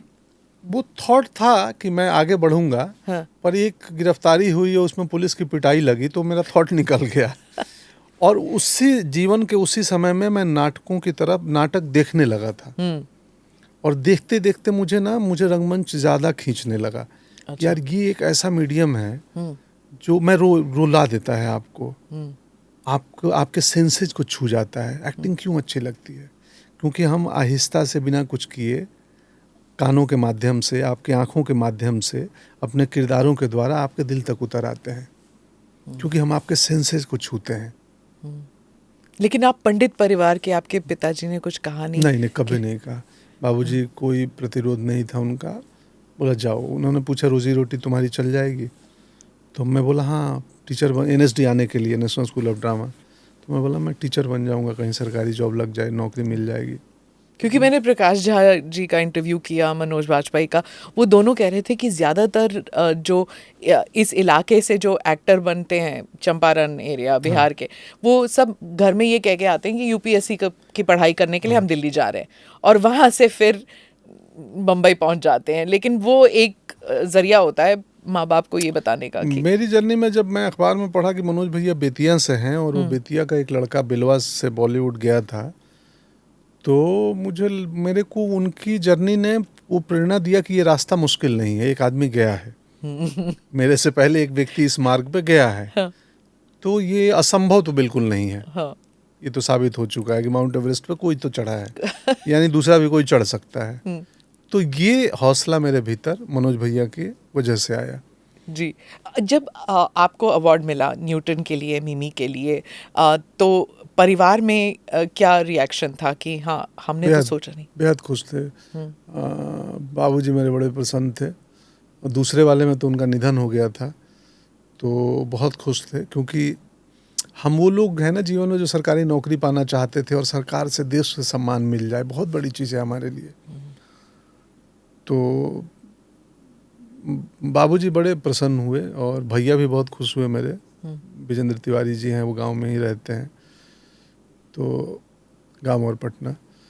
तो पूरा गांव प्रसन्न था, मैं बेहद खुश था। क्योंकि उसमें क्या है ना, बस कोई वो टीवी शो नहीं है 3 घंटे का, जो एक दिन अवार्ड शो टीवी पे आएगा और फिर फलाना प्रेजेंट्स, ढिमाना प्रेजेंट्स, या वहाँ भी जो पीछे बहुत सारे नियॉन लाइट्स से प्रेजेंटर लिखे रहते हैं। एक सादगीपूर्ण समारोह होता है ज्ञान भवन में। महामहिम राष्ट्रपति जी आती हैं और 1.5 घंटे में सबको सम्मानित कर दिया जाता है, तो उसकी गरिमा अलग है। वो मनोज जी से मैंने जब पूछा पद्मा अवार्ड के बारे में, जब उन्हें पद्मा पुरस्कार मिला, तो तब उन्हें कैसे लगा? तो उन्होंने कहा कि मुझे तो गर्व महसूस हुआ, वो अलग बात है, लेकिन जब मेरे पिताजी ने देखा कि राष्ट्रपति भवन में एक किसान परिवार का लड़का और रामनाथ जी जब पुरस्कार दे रहे हैं तो ही सेड दैट एक अलग ही एक गर्व महसूस होता है जो वैसे नहीं होता। बिल्कुल बिल्कुल होता है। परसों रात में मैं 2-3 दिन पहले मैं मनोज भैया और अनिल अग्रवाल जी वेदांता के हम लोग बॉम्बे में मिले थे रात को लिट्टी चोखा खाने पे। तो हम तीनों यही बात कर रहे थे, तीनों बिहार से आए लोग हैं, अपने अपने हम दो अभिनय में और वो उद्योग में तो बड़ा काम किए हैं। तो यही बातें कर रहे थे और हम सबकी, अब मैं आपके स्टूडियो में आया, वो कैमरा पहला कैमरा जिससे ANI की जर्नी मैंने ब्रीफली देख ली। तो कुछ भी आसानी से नहीं होता है, वक्त लगता है, जंगल को बनने में समय लगता है, न्यूटन का ही लाइन है। तो और हर किसी को एक दिन जीरो से चालू करना है, उसमें धीरज चाहिए, परिश्रम चाहिए और धीरे धीरे वो जर्नी बहुत बड़ी हो जाती है और इतनी बड़ी कि कई बार हमारे सोच और कल्पना के बियॉन्ड चली जाती है। आपने बिहार का जिक्र किया तो प्रकाश झा जी कह रहे थे कि एक दौर था जब कपूर खन्ना हीरोज थे, सारे पंजाबी हीरोज, उसके बाद खान्स बन गए हीरोज और फिर दौर चला कि यूपी बिहार के जैसे मनोज जी, आप, इरफान, नवाजुद्दीन सिद्दीकी, ये एक दौर चल रहा है। ऑडियंस भी चाहती है हिंदी हार्टलैंड से और उनकी कहानियाँ, और OTT प्लेटफॉर्म के आने के बाद तो और भी ज़्यादा है ना। OTT डेमोक्रेटिक ज़्यादा है ना, क्योंकि स्क्रीन आपके जेब में है।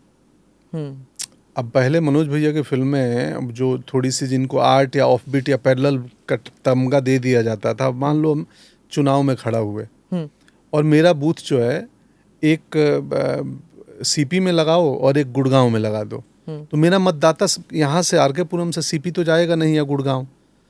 सिनेमा में वही होता है कि अच्छी सिनेमा फिल्मों को स्क्रीन नहीं मिलते थे। एक 9 बजे का शो, एक रात 11 बजे का शो, दिल्ली में 5 स्क्रीन। तो मेरा वोटर तो है, पर वो कैसे जाएगा, बूथ तो उसके घर के पास दो। ये सिनेमा में यही था। अब परिस्थितियाँ बदली है। विनोद भानुशाली जी, जो भानुशाली स्टूडियो है हमारे अटल का, मुझे, हालांकि मैं इसमें रुचि नहीं लेता हूँ कि कौन कितने स्क्रीन पे आएगी, पर उन्होंने स्वयं मुझे परसों बोला कि अटल जी की फिल्म जो है 2000 स्क्रीन पे आएगी। तो मैंने उनको बोला, मतलब सच में ये आपके नज़दीकी सिनेमा घरों में आएगी ना? हाँ। क्योंकि हम अक्सर हर फिल्म के प्रमोशन में बोलते थे कि 19 जनवरी से हमारी फिल्म अटल, मैं अटल हूँ आपके नज़दीकी सिनेमा घरों में, और वो पता चला नज़दीक नहीं, 18 किलोमीटर दूर स्क्रीन है। तो इस बार सच में नज़दीकी सिनेमा घरों में ऐसा मुझे ज्ञात हुआ है कि अटल आएगी, 2000 स्क्रीन पर रिलीज करेंगे। जब ये फिल्म ऑफर हुई आपको, सेकंड थॉट्स थे कि ये बहुत ज़्यादा बड़ा प्रोजेक्ट है? जी, मैं डर गया था कि मैं न्याय कैसे कर पाऊंगा, मुझसे पता नहीं होगा, क्या होगा, कैसे होगा। तो मैं 7-8 दिन लिया, तब स्क्रिप्ट भी नहीं थी। मैं बोला स्क्रिप्ट दो, बोले स्क्रिप्ट नहीं है, अभी तो लिखेंगे। तो मैं बोला फिर है क्या? बोले आप उनके ऊपर किताबें कुछ पढ़ लो तब तक। तो मैं पढ़ने लगा और मेरे 1-2 दोस्त मिले, वो किताबें देख के पूछे कि क्यों पढ़ रहे हो? मैं बोला यार फिल्म बनाने का कह रहे हैं कोई, करो। मैं बोला तुम्हें भी लगता है मैं वाकई करेक्ट आदमी हूँ? विनोद भानुशाली जी ने कहा था अगर आप नहीं करेंगे तो फिल्म नहीं बनाऊंगा। मैं बोला इतना भरोसा आपको मुझ पे? मैं डरा था कि उनके श्रद्धेय अटल जी के चरित्र से कितना न्याय कर पाऊंगा। विराट व्यक्तित्व है, उस व्यक्तित्व की कहानी 2 घंटे के सिनेमा में संभव नहीं है ला पाना। क्या रखेंगे, क्या नहीं रखेंगे, मैं कितना इमिटेट करूंगा, कितना मिमिक्री करूंगा। मुझे इमिटेशन और मिमिक्री नहीं आती है। मिमिक्री तो बिल्कुल नहीं आती है, इमिटेशन थोड़ी बहुत आती है, पर वो मैं करना नहीं चाहता हूँ क्योंकि कैरिकेचरिस्ट ना लगे। तो मेरी चुनौती थी, मैं अपने शिक्षक से मिला जो मेरे एक्टिंग के टीचर हैं, तो मुझे लगा कि आकार को क्यों पकड़ना, जो निराकार है उसको पकड़ो ना। आकार तो आज है कल नहीं रहेगा, लेकिन जो विचार है, जो व्यक्तित्व है, जो उनकी चेतना है, उसको पकड़ो। फिर मैं लग गया उस मार्ग पे और मैंने इस फिल्म में जो स्क्रिप्ट है, उस गिवन स्क्रिप्ट में मैंने प्रयास किया है अटल जी की चेतना को पकड़ूं, उनके व्यक्तित्व और विचार को पकड़ूं, इमिटेशन कम से कम हो। अब हम अपना काम ईमानदारी पूर्वक, निष्ठा पूर्वक, मेहनत से कर लिए हैं। अब उनकी बेटी ने देखा दर्शकों पे, उनकी बेटी ने देखा, आपने दिखाया उनको। मुझे लगता है कि मैं उपयुक्त व्यक्ति नहीं हूँ इस प्रश्न का उत्तर देने के लिए। उत्तर तो है मेरे पास, लेकिन इसका मैं नहीं हूँ उपयुक्त व्यक्ति।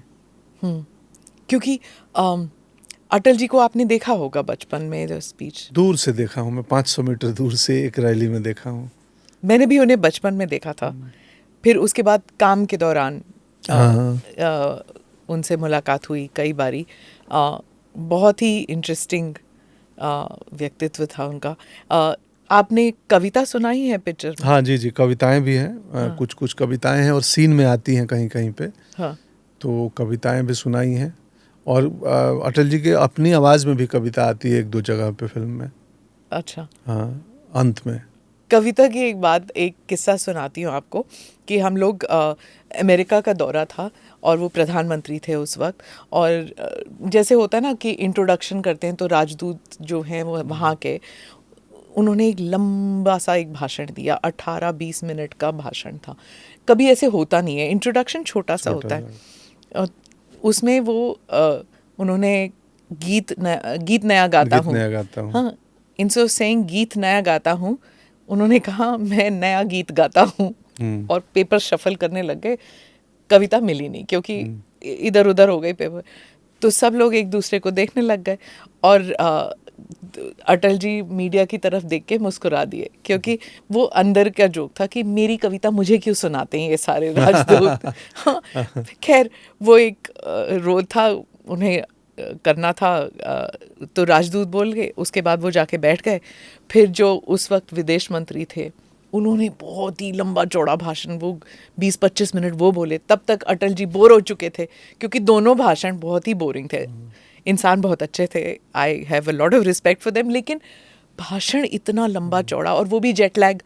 हम लोग भारत से आए थे, 18-17 घंटे की जर्नी। तो फिर जब अटल जी, फिर उनकी बारी थी बोलने की, तो वो कहते हैं ऑडियंस की तरफ देख के बोलते हैं कि पहली बात तो किसी को इतनी लंबी चौड़ी भाषण कभी नहीं देनी चाहिए क्योंकि कौटिल्य के अर्थशास्त्र में ये लिखना चाहिए कि कोई भी जो राजनीति करता है लंबे चौड़े भाषण ना दे, क्योंकि जब वो लंबे चौड़े भाषण देते हैं इसका अर्थ है कि देश में कुछ गड़बड़ है। तो हम लोग सब हंस पड़े, लेकिन वहाँ पे बहुत सारे अमेरिकन्स बैठे हुए थे, उन्हें समझ में नहीं आया कि उन्होंने कहा क्या, क्योंकि अटल जी का बोलने का ढंग ऐसे था कि एक अलग ही मीनिंग हो सकता था।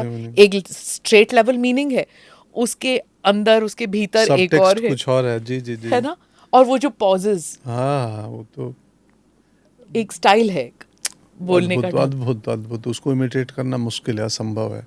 हाँ, आपने कैसे किया? वो पॉजेस हैं आपके जब आप बोलते हैं? कहीं कहीं हैं। हाँ। कहीं कहीं चूंकि सिनेमा है, हाँ। तो थोड़ा सा उसका नाट्य रूपांतरण है। इनफैक्ट हम स्वयं अटल जी नहीं है, अटल जी के किरदार का हम नाट्य रूपांतरण कर रहे हैं। हाँ। तो एसेंस रखे हैं, कहीं कहीं पॉजेस भी हैं। हाँ। पर थोड़ा सा हल्का सा ट्विस्ट किया गया है उसमें। और बचपन से लेके जी, हमारी कहानी बटेश्वर के उस बच्चे की कहानी है। हाँ। जो आगे चल के अटल बिहारी वाजपेयी नाम के कवि और राजनेता बनते हैं और प्रधानमंत्री बनते हैं। हाँ। तो बचपन से कहानी है प्रधानमंत्री बनने तक की। और उसमें उनके खाने के बारे में, उनके हाँ, उनका खाना, वो ये खाने के प्रति प्रेम, लगाव सब है। और वो मजाकिया भी थे काफी। हाँ, वो भी है। हाँ। लेकिन उस पे ना, मैं जब रजत जी से मिला और जब मैंने 2-4 ह्यूमरस किस्से सुने, ये कपिल देव जी सुनाए थे हमें, कपिल देव अपने क्रिकेटर कपिल सर, मैं हंसते हंसते गिर गया था वो किस्सा सुन के। हाँ। तो ये बहुत अद्भुत उनका सेंस ऑफ ह्यूमर था। मैंने बाद में बहुत किस्से सुने। हाँ। और मुझे लगा यार पहले सुना होता तो कुछ करके किसी एक सीन बढ़ा के ये किस्से थोड़े से डाल देते। हाँ। इतने बड़ा व्यक्तित्व, विराट व्यक्तित्व वही होता है। हम जिससे इस रिसर्च में और फिल्म के दरमियान मिले हैं, हर व्यक्ति के पास अटल जी से संबंधित 15 कमाल के किस्से हैं जी। अब उन सबका फिल्म और बनाए तो कई सीजन बन जाए। हाँ। और हम पत्रकारों के पास तो काफी सारे ऐसे किस्से, लेकिन हम रिपोर्ट भी नहीं कर सकते थे और हम कह भी नहीं सकते थे। He was one of the most loved prime ministers, मैं ये कहूँगी। जैसे जब डॉक्टर मनमोहन सिंह के ऊपर जब वो पिक्चर बनी एक्सीडेंटल प्राइम मिनिस्टर, तो मैं अनुपम खेर की बहुत बड़ी फ़ैन हूँ। वो एक्टिंग के मामले में तो he has done such a big scenario. उन्होंने हर रोल में उन्होंने ही हैज़ गॉट फेम। लेकिन जब वो पिक्चर बन के आई और जब मैं बाहर निकली तो मुझे एक अनकंफर्टेबल फीलिंग था कि this was like a hit job, लेकिन जो किताब थी वो हिट जॉब नहीं थी। उसमें किताब में उनकी सेंसिटिविटी बहुत निखर आई थी, लेकिन जब हमने देखा पर्दे पर, फिल्म में शायद हो सकता है कि हम जब किताब पढ़ रहे हों या फिर हम उस किरदार उस इंसान के बारे में जानते हों, तो इट्स अ डिफरेंट एक्सपीरियंस। हाँ मैम, वो किताब आप पढ़ती हैं तो उस पढ़ते वक्त जो टेक्स्ट है उसका विजुअल हमारा अपना होता है, हम बनाते हैं। सिनेमा क्या करता है ना, हम बनाते हैं अपनी कल्पना से, अपनी इमेजिनेशन से उस टेक्स्ट का विजुअल। सिनेमा क्या करता है, बोलता है विजुअल हम फिक्स कर दिए। हाँ, हमने रतन थियम एक रंगमंच के डायरेक्टर हैं, हमारे सीनियर, और एनएसडी के डायरेक्टर रहे हैं, मणिपुर के बहुत ही शानदार डायरेक्टर हैं। तो उनकी एक बात कमाल लगती है कि थिएटर में चांद दिखाना होगा तो निर्देशक अभिनेता आएगा, मंच पे खड़ा हो जाएगा और वो ऊपर देख के बोलेगा, हाँ कितना सुंदर चांद है आज, देख रही हो नैना, प्रेमिका से या किसी से भी कितना सुंदर दिख रहा है, ऐसा लग रहा है। और ऑडिटोरियम में बैठे 30 लोग या 300 लोग 300 चांद देखेंगे, अपनी अपनी स्मृतियों के चांद, क्योंकि वहाँ चांद नहीं है। सिनेमा में सेम शॉट होगा, नायक बोलेगा कि प्रियतमा वो देखो आज का चांद कितना सुंदर है, और डायरेक्टर कट टू एक चांद का शॉट दिखा देगा। तो 300 लोग एक ही चांद देखेंगे, लेकिन थिएटर में 300 लोग 300 चांद, आप अपना चांद देखेंगे। तो जब आप टेक्स्ट पढ़ते हैं ना, तो विजुअल्स आप क्रिएट करते हैं जो आपके एक्सपीरियंस में है, जो आपके इमेजिनेशन में है। जब विजुअल मीडियम में सिनेमा वीडियो फॉर्मेट में देखते हैं तो विजुअल फिक्स हो गया कि यही देखो। वो इसीलिए मुझे थोड़ा सा डर लगता है अटल जी के ऊपर। नहीं, आप निश्चिंत रहें। हाँ। मैं अपनी संवेदना और अपनी समझ के हिसाब से इतना तो आश्वस्त कर ही सकता हूँ कि आप मेरी अभिनय की आलोचना कर सकती हैं, कोई भी कर सकता है, ऊंच हुआ नीच हुआ, अच्छा हुआ खराब हुआ, सब स्वीकार्य है। मैंने अटल जी के रिसर्च में यही समझा कि आदमी को भीतर से लोकतांत्रिक होना चाहिए। तुम्हें हर कोई पसंद नहीं करेगा। विचारधाराओं की एक समस्या होती है, आइडियोलॉजी की। हर आइडियोलॉजी चाहती है कि मेरी आइडियोलॉजी हर कोई पसंद करे। हाँ। ये संभव नहीं है। और हर आइडियोलॉजी को लगता है कि मेरी आइडियोलॉजी सही है। ये भी संभव नहीं है, और थोपने की जरूरत नहीं है। पर्सपेक्टिव हर किसी का अलग अलग हो सकता है। तो अटल जी के व्यक्तित्व से मैंने समझा कि असहमतियों की भी सहमति होनी चाहिए। मेरे अभिनय में ऊंच नीच और आलोचना होगी, मैं स्वीकार्य है। आप मुझे नापसंद करते हैं, मैं आपको इस बात के लिए पसंद करता हूँ, लेकिन संवेदना में और सौम्यता में, भावनाओं में एक पैसे की ऊंच नीच नहीं हो सकती है अभिनय की। चूंकि मैं डायरेक्टर नहीं हूँ। सौम्य और मृदुल, हाँ, ये तो आप हैं। आप चाहे डाकू का रोल करें, आप चाहे कसाई का रोल करें, तो वो तो होगा ही। तो हमने उनके व्यक्तित्व के, उनका जो साहित्यिक पहलू थे, जो संवेदनाएं थी, वही तो मैं बोला, मैं चेतना पकड़ने की कोशिश की हूँ। चेतना पकड़ में आ जाए बस। आपने गांधी पिक्चर देखी है? हाँ, कमाल की फिल्म थी गांधी, बेन किंग्सली। हाँ। तो उसके बारे में मैं आपको एक किस्सा सुनाती हूँ कि मेरे एक रिश्तेदार थे, वो एडवाइज़र थे उस वक्त रिचर्ड एटनबरो के साथ। तो बेन किंग्सली जब रोल कर रहे थे तो उन्होंने वो क्लोज है ना? हाँ जी, नीचे वाला। हाँ जी। और ये थोड़ा वाइड है। वाइड है सर। और ये 2 शॉट है, वो वाइड है। ये 2 शॉट्स है। हमारी शूटिंग में अगर 6 कैमरा होता तो 6x6 36 लोग यहीं खड़ा होते, एक के पीछे 6। नहीं, क्योंकि एक फोकस पुलर, एक कैमरा अटेंडेंट, एक डॉली वाला, एक फलाना वाला। तो 36 लोग यहीं पे 36 आंखें होती है, और उसमें बात करो आप। और आप कैसे फिर वो रोमांस कैसे कर लेते हैं? अब समझो ना, उसमें पता चला कि एक जो है ना, हम बात कर रहे हैं, आज कुछ कलरफुल कपड़े पहन के आया है और वो ऐसा खुजली करने लगा। अब मेरी नज़र जा रही है कि यार ये क्यों हिल रहा है, तो मैं सीन में इंक्लूड करते हुए मैं देखा, मैं बोला अरे क्यों कर रहा है, हिल मत ना, रुक जा। कोई कलरफुल शर्ट पहन के आ रहा है और वो किसी दूसरे को पीछे इशारा कर रहा है कि वो, अब आपके आई लाइन में दिख रहा है एक आदमी हाथ ऐसा ऐसा, हमें कभी कभी वो न्यूज में करना पड़ता है। हम करे, एक बार तो मैं बोल रही थी और एक बंदा साइकिल करते हुए यूं यूं यूं यूं देख के जाके खड्डे में गिर गया। देख के वो हमारी तरफ देख रहा था। ऐसे ही होता है, पर उस टाइम सीधा करना होता है, लाइक कुछ हाँ। कह नहीं सकते आप। पर मैं क्या करता हूँ ना मैम, एक्टिंग में भी नॉर्मली, कि मैं कोई गलती हुई, कोई साउंड मुझे डिस्ट्रैक्ट किया, मतलब क्लिप गिर गया लाइटिंग से, लाइट के ऊपर से टक से साउंड आया, मैं सीन में उसको इनकॉर्पोरेट कर लेता हूँ। एक बिगनिंग में डायरेक्टर बोलते थे कट, क्या हुआ? बोले आपने उधर नीचे देखा। मैं बोला हाँ क्लिप गिरा एक। तो नहीं पर सीन में है। बोले सीन में क्या, बैकग्राउंड में गिरा देना कोई एक चीज सीन में, तो कैरेक्टर ने साउंड पर रिएक्ट किया, क्या है, हाँ कुछ नहीं है, चम्मच गिरा है, एक चम्मच का साउंड डाल देना। क्योंकि जिंदगी में भी तो ऐसे ही होता है ना, कौन, जब मैं बात कर रही हूँ आप साइलेंट है, फिर आप बात कर रहे हैं मैं साइलेंट हूँ, ऐसे तो होता नहीं है ना? ओवरलैप होता ही है। हाँ हाँ ओवरलैप होता ही है, प्लस परफेक्शन बोल के एक्टिंग में कुछ नहीं होती। पर जब आप ऐसे कहते हैं तो डायरेक्टर मान जाते हैं? इन दिनों तो मान जाते हैं थोड़े बहुत, पहले नहीं मानते थे नहीं, क्योंकि बेस्ट रनर हो सकता है जो 9 सेकंड में 8 सेकंड में 100 मीटर दौड़ा, वो दुनिया का बेस्ट धावक है उसेन बोल्ट। बेस्ट एक्टर नहीं हो सकता है, क्योंकि कोई पैरामीटर क्या है। मेरी एक्टिंग आपको बहुत पसंद है, संभव है कि आदमी को बहुत नापसंद हो। हम आर्ट को अपने एक्सपोजर, अपनी समझ के हिसाब से नापते हैं।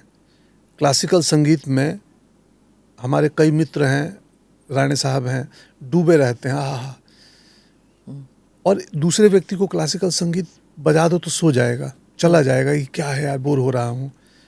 इसलिए नहीं कि वो खराब है, तुम नहीं समझते हो, तुम्हारी समझ अभी उतनी विकसित नहीं हुई है, या तुम्हें आवश्यकता नहीं है समझने की। कई क्लासिकल म्यूजिक संगीत के शौकीन लोग उसका सर खा जाएंगे कि तुमको समझ नहीं है, उसका ज़रूरत भी नहीं है समझने की। हाँ। उसके जीवन में नहीं है औचित्य।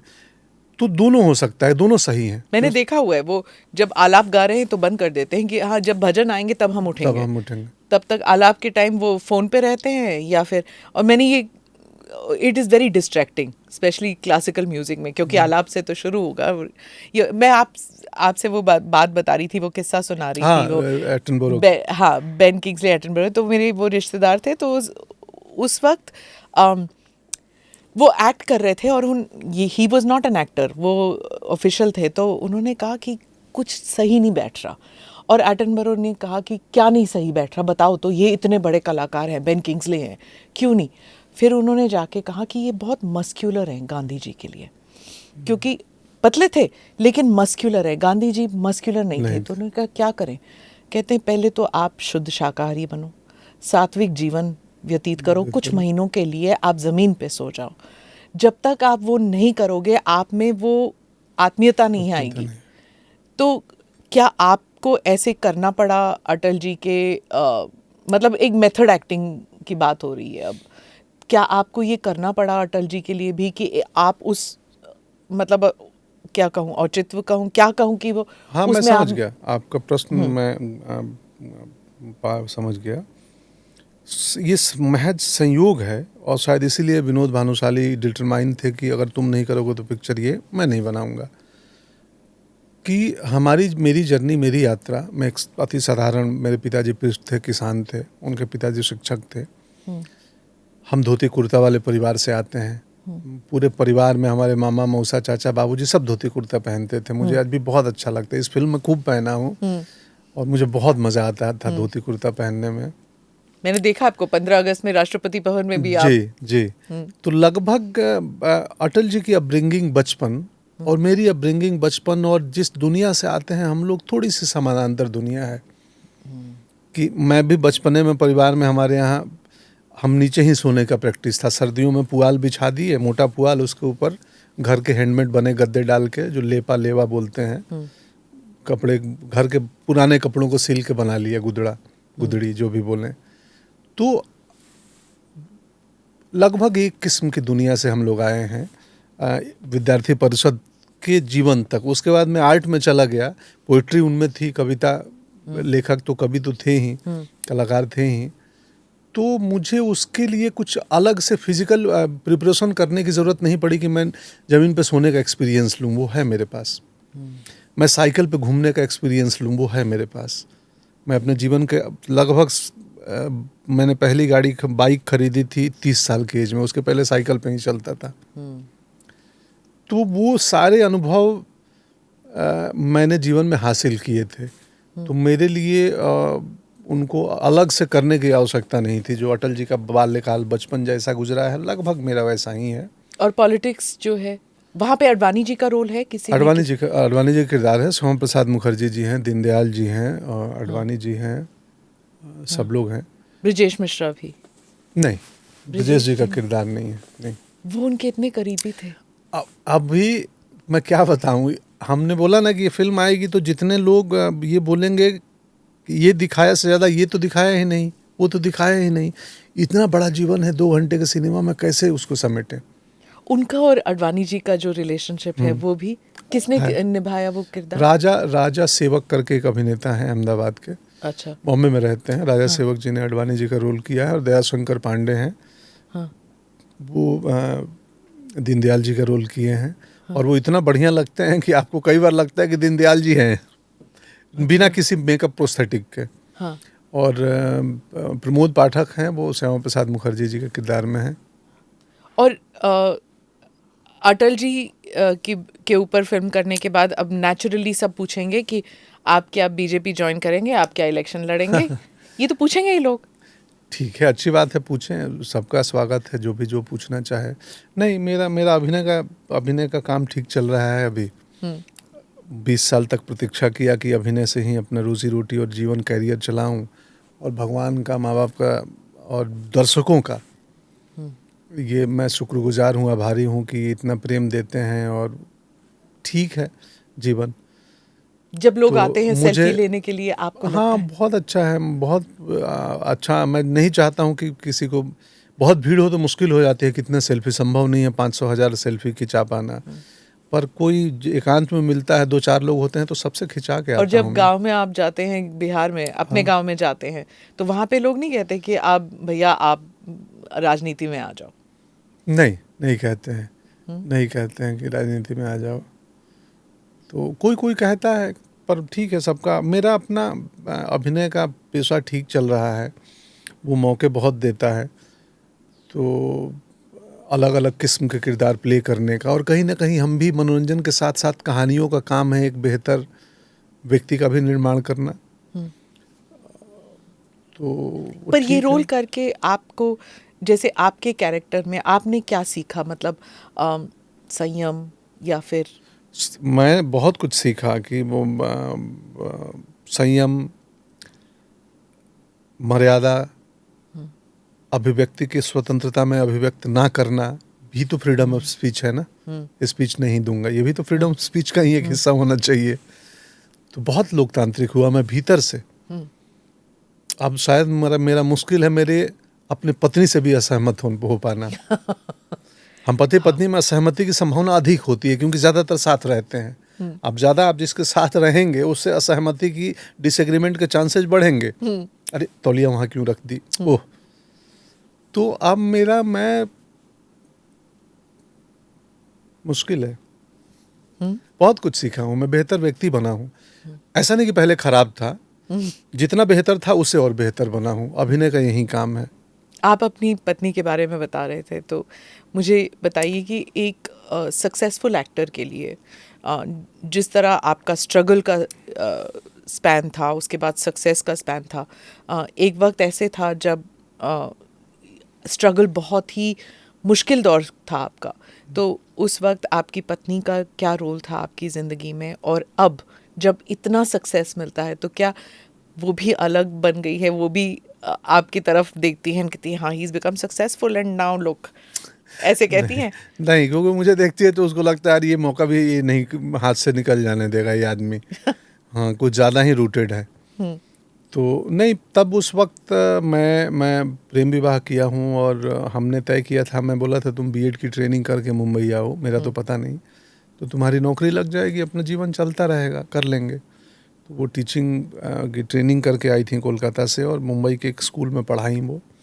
तो लगभग 2004 से लेके 5 से, मेरे ख्याल से 2005 नहीं 7 से लेके 15 तक काम किया। 8 साल या 9 साल मुंबई में टीचर का जॉब की हैं वो। 2-3 अलग अलग स्कूलों में। फिर मेरे मतलब अभिनय की दुकानदारी चलने लगी, तो मैनेज करना मुश्किल हो रहा था, तो उन्होंने मैंने नहीं बोला कि छोड़ दो, अब तुम्हें छोड़ देना चाहिए।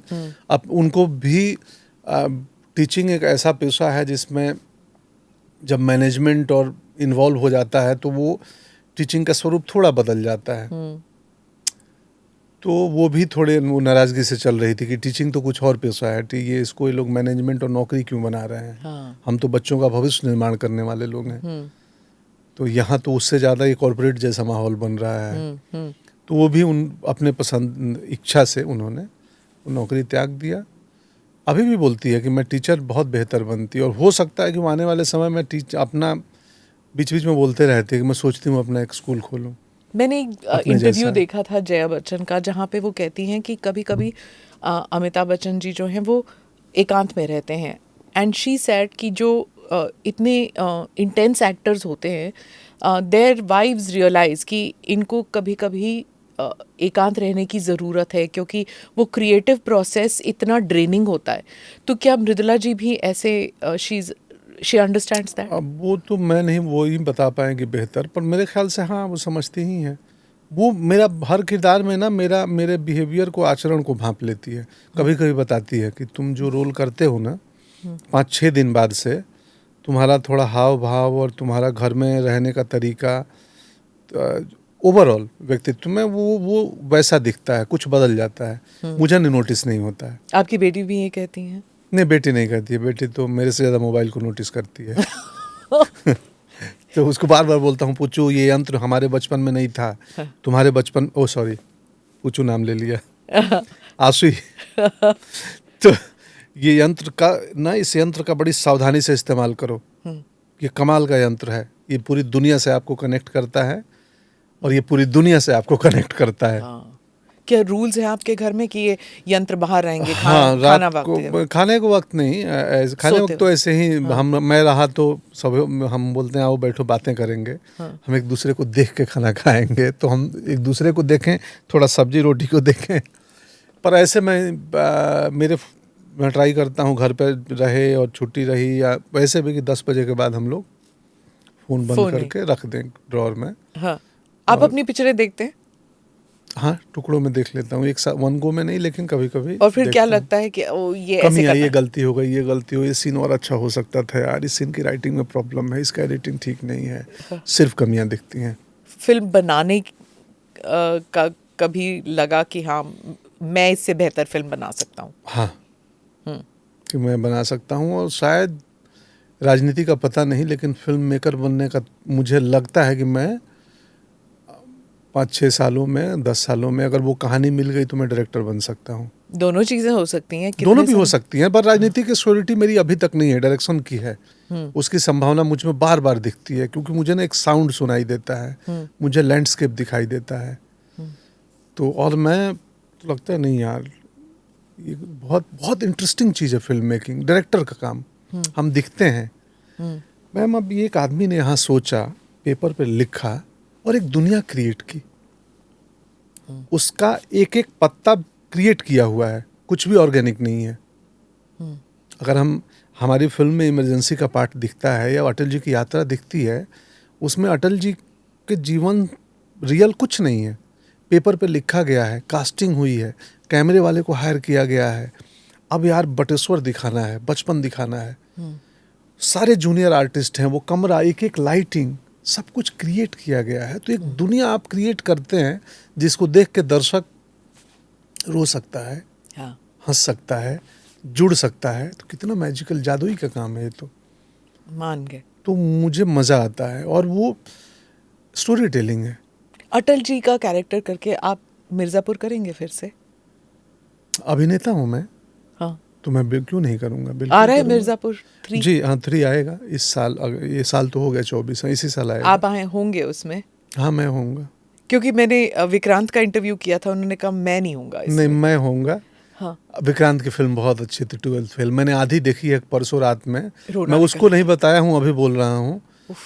और क्या काम किया है उसने, वो कहानी अद्भुत है। मनोज शर्मा और श्रद्धा जी की, मेरे दोनों बड़े प्रिय हैं, मित्र हैं।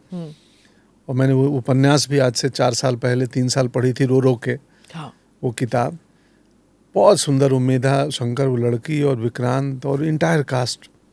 और विक्रांत जैसा जिसने वो कैरेक्टर निभाया था, मतलब वो ऐसी कहानी आपने बहुत देखी होंगी जो यूपीएससी के एग्ज़ाम लेते हैं, बार बार फेल होते हैं, और वो जो दिल टूटता है और इतनी मुश्किल ज़िंदगी, मतलब इट वाज समथिंग दैट। बहुत, मनोज जी की यात्रा जो है ना अद्भुत, उतने ही कमाल के व्यक्ति हैं। मतलब जितना सुंदर फिल्म बनी है ना, मनोज शर्मा और श्रद्धा जी दोनों पति पत्नी हमारे बहुत प्रिय कमाल के व्यक्ति हैं, कमाल के। तो मैंने इसे अभी तक हाँ। विक्रांत को और मनोज जी को भी नहीं बताई है बात, क्योंकि इंटरवल तक देखा हूं, तो मैंने सोचा पूरी करके उनको फोन करूंगा। आप इतने लोगों यहाँ को निकल जानते गई। हैं, क्रिएटिव लोगों को, आप अगर इंस्पिरेशन के लिए किसकी ज़िंदगी देखते हैं और किसका करियर देखते हैं, हाँ, कि मैंने इस पथ पर चलना है जिस तरह से इन्होंने अपनी ज़िंदगी जी है? मनोज भैया ने मुंबई आने को इंस्पायर किया कि अभिनेता बना जा सकता है। इरफान साहब की एक्टिंग से, इरफान खान सर की का अभिनय से बड़ा लगाव था, वही अनकही बातें जो कहते थे वो, तो उन दोनों ने बहुत प्रभावित किया। और बाकी काफ़ी सोचता हूँ मैं, दर्शन और मनोविज्ञान बहुत पढ़ता हूँ, कहीं किताब मिल जाए फिलोसफी साइड और इसका, तो बाकी के मार्ग अपने ही बनाता हूँ दिमाग से, सोच के कि अच्छा ये ठीक रहेगा। अभी क्या है ना, बोलते गलत कर दिया, गलत कदम उठाने के बाद पता चलता है कि ये गलत कदम था, तो वो लर्निंग है, पछतावा नहीं है। आपने कुछ ऐसे रोल्स किए हैं जो काफ़ी बोल्ड थे, जैसे सेक्रेड गेम्स में होमोसेक्सुअलिटी को डिपिक्ट किया, ओ माय गॉड में सेक्स एजुकेशन, वो भी एक बोल्ड रोल था, और पाथ ब्रेकिंग। कभी ऐसे लगा उस वक्त कि अगर इसको सही तरीके से डिपिक्ट ना करें तो ये चीप बन सकता है, ये एक वल्गैरिटी आ सकती जी है? मैं हमेशा मानता हूँ कि फिल्म मेकिंग में इंटेंट बहुत ज़रूरी है। इंटेंशन क्या है डायरेक्टर की, स्टोरी टेलर की, ये कहने के पीछे सनसनी है या कि कुछ और है। तो इंटेंट का होना अति आवश्यक है कि आपका, जैसे OMG 2 में इंटेंट क्लियर था कि वो इंटेंट क्या, कहानी कहने का पीछे का इरादा क्या है, कारण क्या है, क्यों कहानी अमित राय कह रहे हैं उसकी।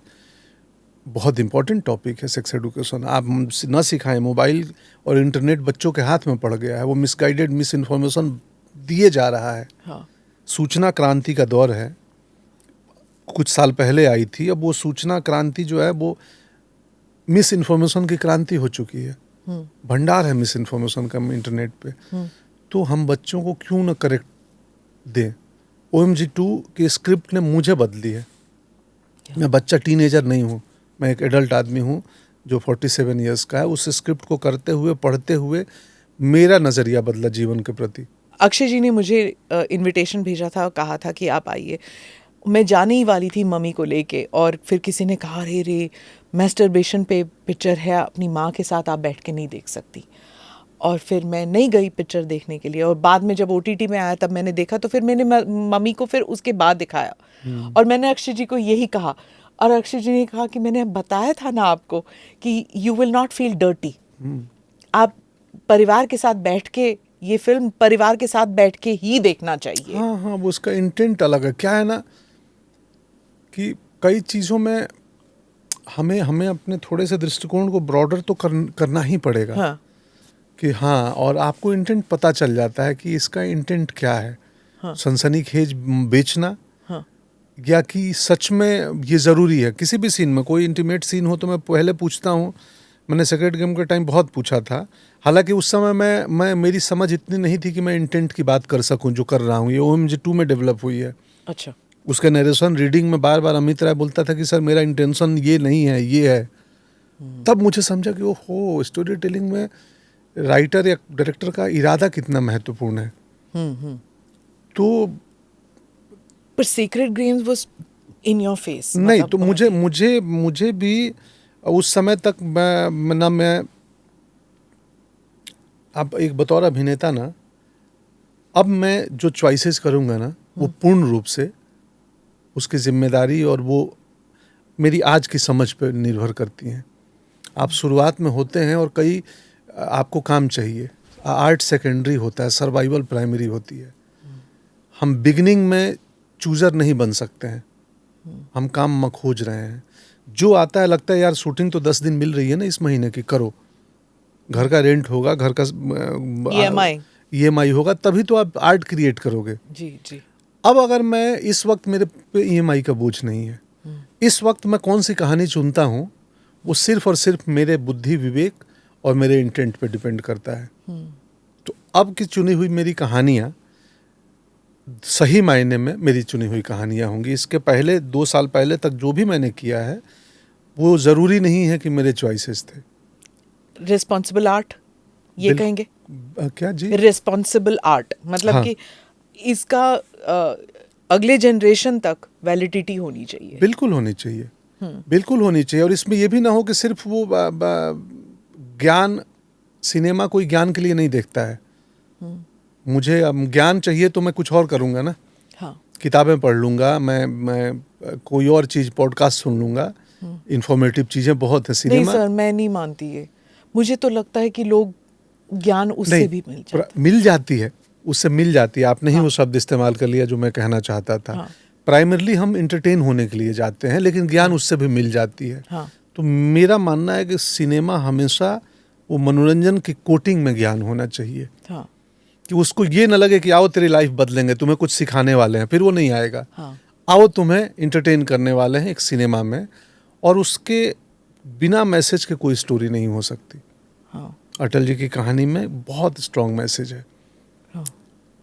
वो प्रेरणा है, इंस्पिरेशन है कि कैसे एक अति साधारण परिवार का लड़का बटेश्वर से निकलता है और अपनी यात्रा में देश के सर्वोच्च पद पे पहुंचता है और शानदार कवि और व्यक्तित्व बनता है। ऐसा नेता जिसके विरोधी खोजने से न मिले, सब सम्मान करते, प्रेम करते हैं। तो खैर मैं बोलता, आप रहने दें, बहुत लंबा हो जाएगा, कितना सुनेंगे ये लोग जो भी सुनने। मुझे ये पिछले 20 मिनट से चल रहा है कि अब हो जाना चाहिए। नहीं, मैं भी बोले जा रहा हूँ। नहीं, ऐसी कोई बात नहीं है। आपके हर इंटरव्यू में मुझे कभी ऐसे नहीं लगा कि आपके किसी भी इंटरव्यू में चलो मैं फास्ट फॉरवर्ड कर लेती हूँ या मैं 1/2 क्या 1/2 by समथिंग पे स्पीड में, ये जो लोग स्पीड में, मेरी जनरेशन से तो नहीं होता ये स्पीड वाली बात।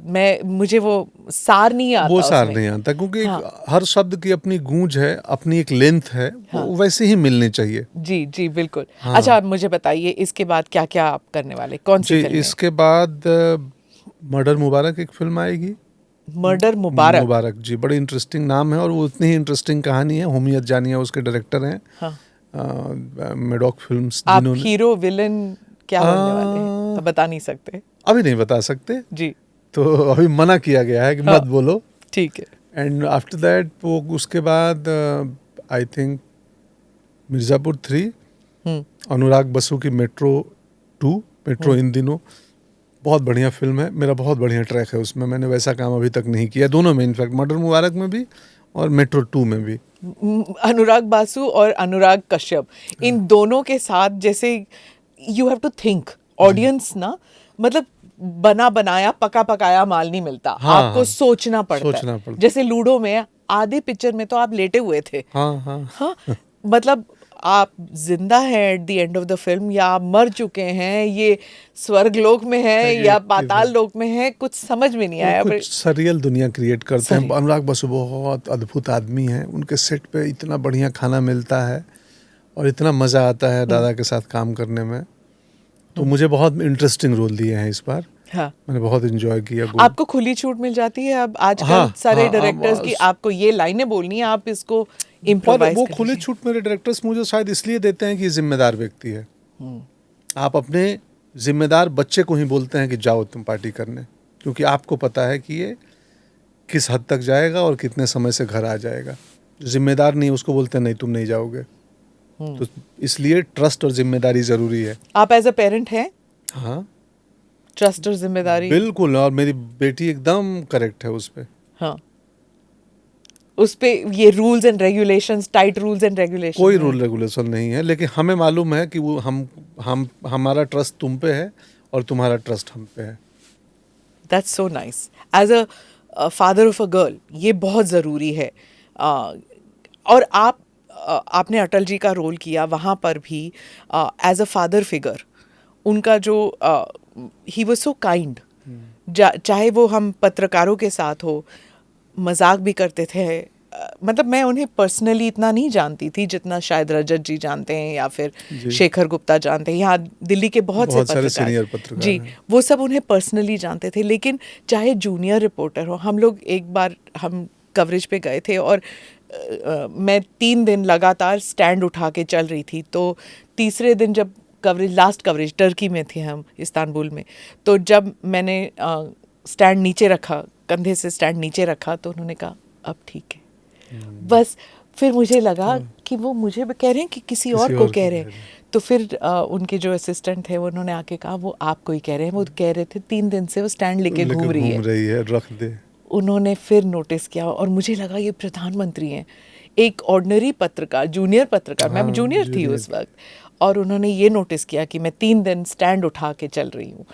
तो I think I was very touched. और वही संवेदनशील उनकी जो उनका जो एटीट्यूड था, वो चाहे नेता के प्रति हो या फिर किसी जूनियर पत्रकार या आम लोगों के प्रति, और वो झलकता था। आपने बचपन में भी देखा होगा जब वो स्पीच दे रहे थे। मैं भी शायद 7 या 8 साल की थी जब मैंने पहली बार अटल जी को देखा था। मदन लाल खुराना के साथ थे, वो स्पीच दे रहे थे और मैं छोटी बच्ची, और मुझे भी, और मैं इंदिरा गांधी की बहुत बड़ी फ़ैन थी, जो उस वक्त सब फैन थे। लेकिन 77 इलेक्शन का दौर था, तो उस वक्त मोरारजी भाई थे, ये सब थे उस वक्त। तो उस वक्त Atal ji was a junior politician, लेकिन हम सब मंत्रमुग्ध थे बिल्कुल। रामलीला मैदान में उनकी स्पीच है वो 77 की, क्या स्पीच है वो, तो कमाल है। एक ना आपने काइंडनेस की बात की अटल जी की, मुझे हमेशा लगता है कि ये कलयुग है, घोर कलयुग है जी। हम इस बातचीत में, मैं बार बार चाहूँगा और प्रयास करूँगा कि मैं अपनी फिल्म को मैं अटल हूँ की बात कर दूँ। हम इस बातचीत में मैं अपनी फिल्म को प्रमोट करने ही आया हूँ, और प्रमोट करने का ही दूसरा नाम कहें तो इस फिल्म का टिकट बेचने आया हूँ। तो खैर, तो कलयुग है, तो इसमें सब ग्रे हैं, हम सब ग्रे हैं। पता नहीं कहाँ किसी को, हम चूंकि अभिनय में ये बात करते हैं, एक्टिंग में, कि कैरेक्टर ब्लैक एंड व्हाइट नहीं होते, ग्रे होते हैं। स्पेशली आपके कैरेक्टर, हाँ, मेरे कैरेक्टर खासकर। इस वक्त में, इस घोर कलयुग में, अगर व्यक्तियों के भीतर, इंसानों के भीतर करुणा, जिसकी आपने बात की ना, काइंडनेस बढ़ जाए ना, तो ये सतयुग हो जाएगा। और आप कोशिश करते हैं अपनी व्यक्तिगत जीवन में? बिल्कुल करता हूँ मैम। मैं किसी को माफ़ कर सकता हूँ और किसी से माफ़ी मांग सकता हूँ, जेन्युइनली। ये मतलब अचानक नहीं हुआ है, ओवर द टाइम हुआ है कि नहीं यार माफ़ी मांग लो अगर त्रुटि हो गई है तो, या किसी और ने त्रुटि कर दी है तो उसको ठीक है भाई, अगर तू समझ गया, रियलाइज कर लिया, जा, कोई ये नहीं है। और आपने ये एक्सपीरियंस किया होगा स्ट्रगल के दौरान, किसी ने क्रूरता से कुछ कहा होगा? बहुत लोगों ने कहा होगा। ऐसा तो संभव नहीं है ना कि मैं अचानक, मुझे मतलब फूलों भरे मार्ग से फिल्म इंडस्ट्री में एंट्री मिल गई होगी, नहीं मिले हैं। लेकिन किसी के प्रति मेरे मन में कटुता नहीं है। मुझे लगता है वो समय का खेल था। उस वक्त अगर किसी दरबान ने या किसी डायरेक्टर ने मुझे भाव तवज्जो नहीं दिया, हटा दिया, वो वहीं होना चाहिए था। वो व्यक्ति अच्छा और बुरा नहीं होता है, समय अच्छा बुरा होता है। ये आप मानते हैं समय का खेल है मैम जी? मैं बहुत मानता हूँ समय पे, क्योंकि आज मेरा समय चल रहा है। अगर मान लीजिए मैं फिल्में कर रहा हूँ, लोग सेल्फी लेना चाहते हैं, कुछ साल बाद नहीं लेंगे सेल्फी। हो सकता है जब मैं 70 साल का होऊंगा तो वो पीढ़ी को बताना पड़ेगा कि एक अभिनेता थे, बहुत ग्रेट काम किए थे। आज के लोग बोलेंगे इसका काम देखो, उस एक्टर का हमारे टाइम में कमाल करता था। ये होने वाला है, ये सत्य है। तो इसलिए मैं असफलता में, डिप्रेशन में नहीं जाता हूँ, और सफलता में ये मैं ही मैं हूँ, दूसरा कोई नहीं। ये शाहरुख खान ने भी एक बार कहा था कि सफलता इतनी मिली, पर कभी कभी लगता है कि मेरे पिताजी ने, मेरी माँ ने ये सब देखा नहीं। आपको कभी लगता है? मैं संतुष्ट हूँ। बाबूजी मेरे देख के गए हैं, वो, और माँ तो अभी हैं ही, देख ही रही हैं। मैं हर चौथे महीने गांव जाता हूँ अपने। वो लोग गांव में रहते हैं, उनको मुंबई नहीं भाता है। आए थे, 10 दिन में भाग जाते हैं। क्यों? वो है ना मैम कि जो जंगल में जो पौधा रहा है ना, उसको निकाल के बोलिए मुगल गार्डन में रखते हैं। 10 माली हैं, वो पौधा बोलता है छोड़ दो अपना, रख, तुम्हारा मुगल गार्डन तुम्हें मुबारक हो, हमें हमारी मिट्टी दे दो। जिस ज़मीन को, जिस घर के एक एक ईंट को, जिन चेहरों को उन लोगों ने 80 साल से देखा है, जो गाय को, जो बछड़े को, जो बांस को, जो शीशम को, जो अमरूद को, जो परवल को, जो कटहल को, जो केले को कैसे निकाल के उन्हें मुंबई के किसी बंगलों में बिठा दूं या अपार्टमेंट में और उनको अच्छा लगेगा। वहाँ आते हैं मिलने, कभी आए तो सिर्फ मेरे लिए, तुम अपना वैभव दिखा दो हमें, बहुत सुंदर है, बहुत लोग हैं, बहुत ठीक है, हमें हमारी ज़मीन दे दो। आपको लगता है कि मुझे कभी वापस जाना पड़ेगा किसी दिन? मैं शायद किसी दिन हाँ चला भी जाऊंगा। मनोज जी ने कहा था मुंबई में रिटायरमेंट के बाद या मैं फिर फिल्मों के बाद नहीं रहूंगा। अभी ही शहर से दूर का जीवन जीता हूँ। हाँ। यही कारण है। कठिनाई होती है आने जाने में, रोज कठिनाई। मुझे बाकियों से आधा घंटा 40 मिनट ज़्यादा ट्रेवल करना पड़ता है। लेकिन थोड़ा सा डिस्टेंस चाहिए। डिस्टेंस चाहिए। वो जो आपाजापी रहती है, वो जो मुंबई का जो स्पीड है, मुझे अपनी खिड़की से दूसरी बिल्डिंग नहीं दिखना है कि मेरी खिड़की से कंक्रीट का जंगल दिख रहा है। नहीं, मुझे मेरी खिड़की से रियल जंगल देखना है। मैं जहाँ रहता हूँ वहाँ दिखता है। खैर, इसी नोट पे आप धन्यवाद धन्यवाद Pankaj ji, thank you so much. बहुत कुछ सीखने को मिला। मेरा वादा था, पता नहीं सीखने का नहीं, हमने मन ही मन में वचनबद्ध था कि आपके स्टूडियो आऊंगा, ये बात करेंगे। मैं 6-8 महीने पहले आप तक संदेशा भिजवा दिया था जी कि वहीं आऊंगा। आपने खुद कहा था 15 अगस्त को। 15 अगस्त को जी 15 अगस्त को कहा था कि आऊंगा मैं, इसलिए मैं वेट करती रही। हाँ, थैंक यू। तो धन्यवाद, आप आए और आपने इतना कुछ कहा। और पिक्चर के लिए all the best from us. Atal ji की पिक्चर है, तो अटल जी के बारे में है, हम सब देखना चाहते हैं, and we hope for the best. Thank you so much. Thank you ma'am, धन्यवाद। Thank you for watching or listening to this edition of ANI Podcast with Smita Prakash. Do like or subscribe on whichever channel you have seen this or heard this. Namaste, Jai Hind.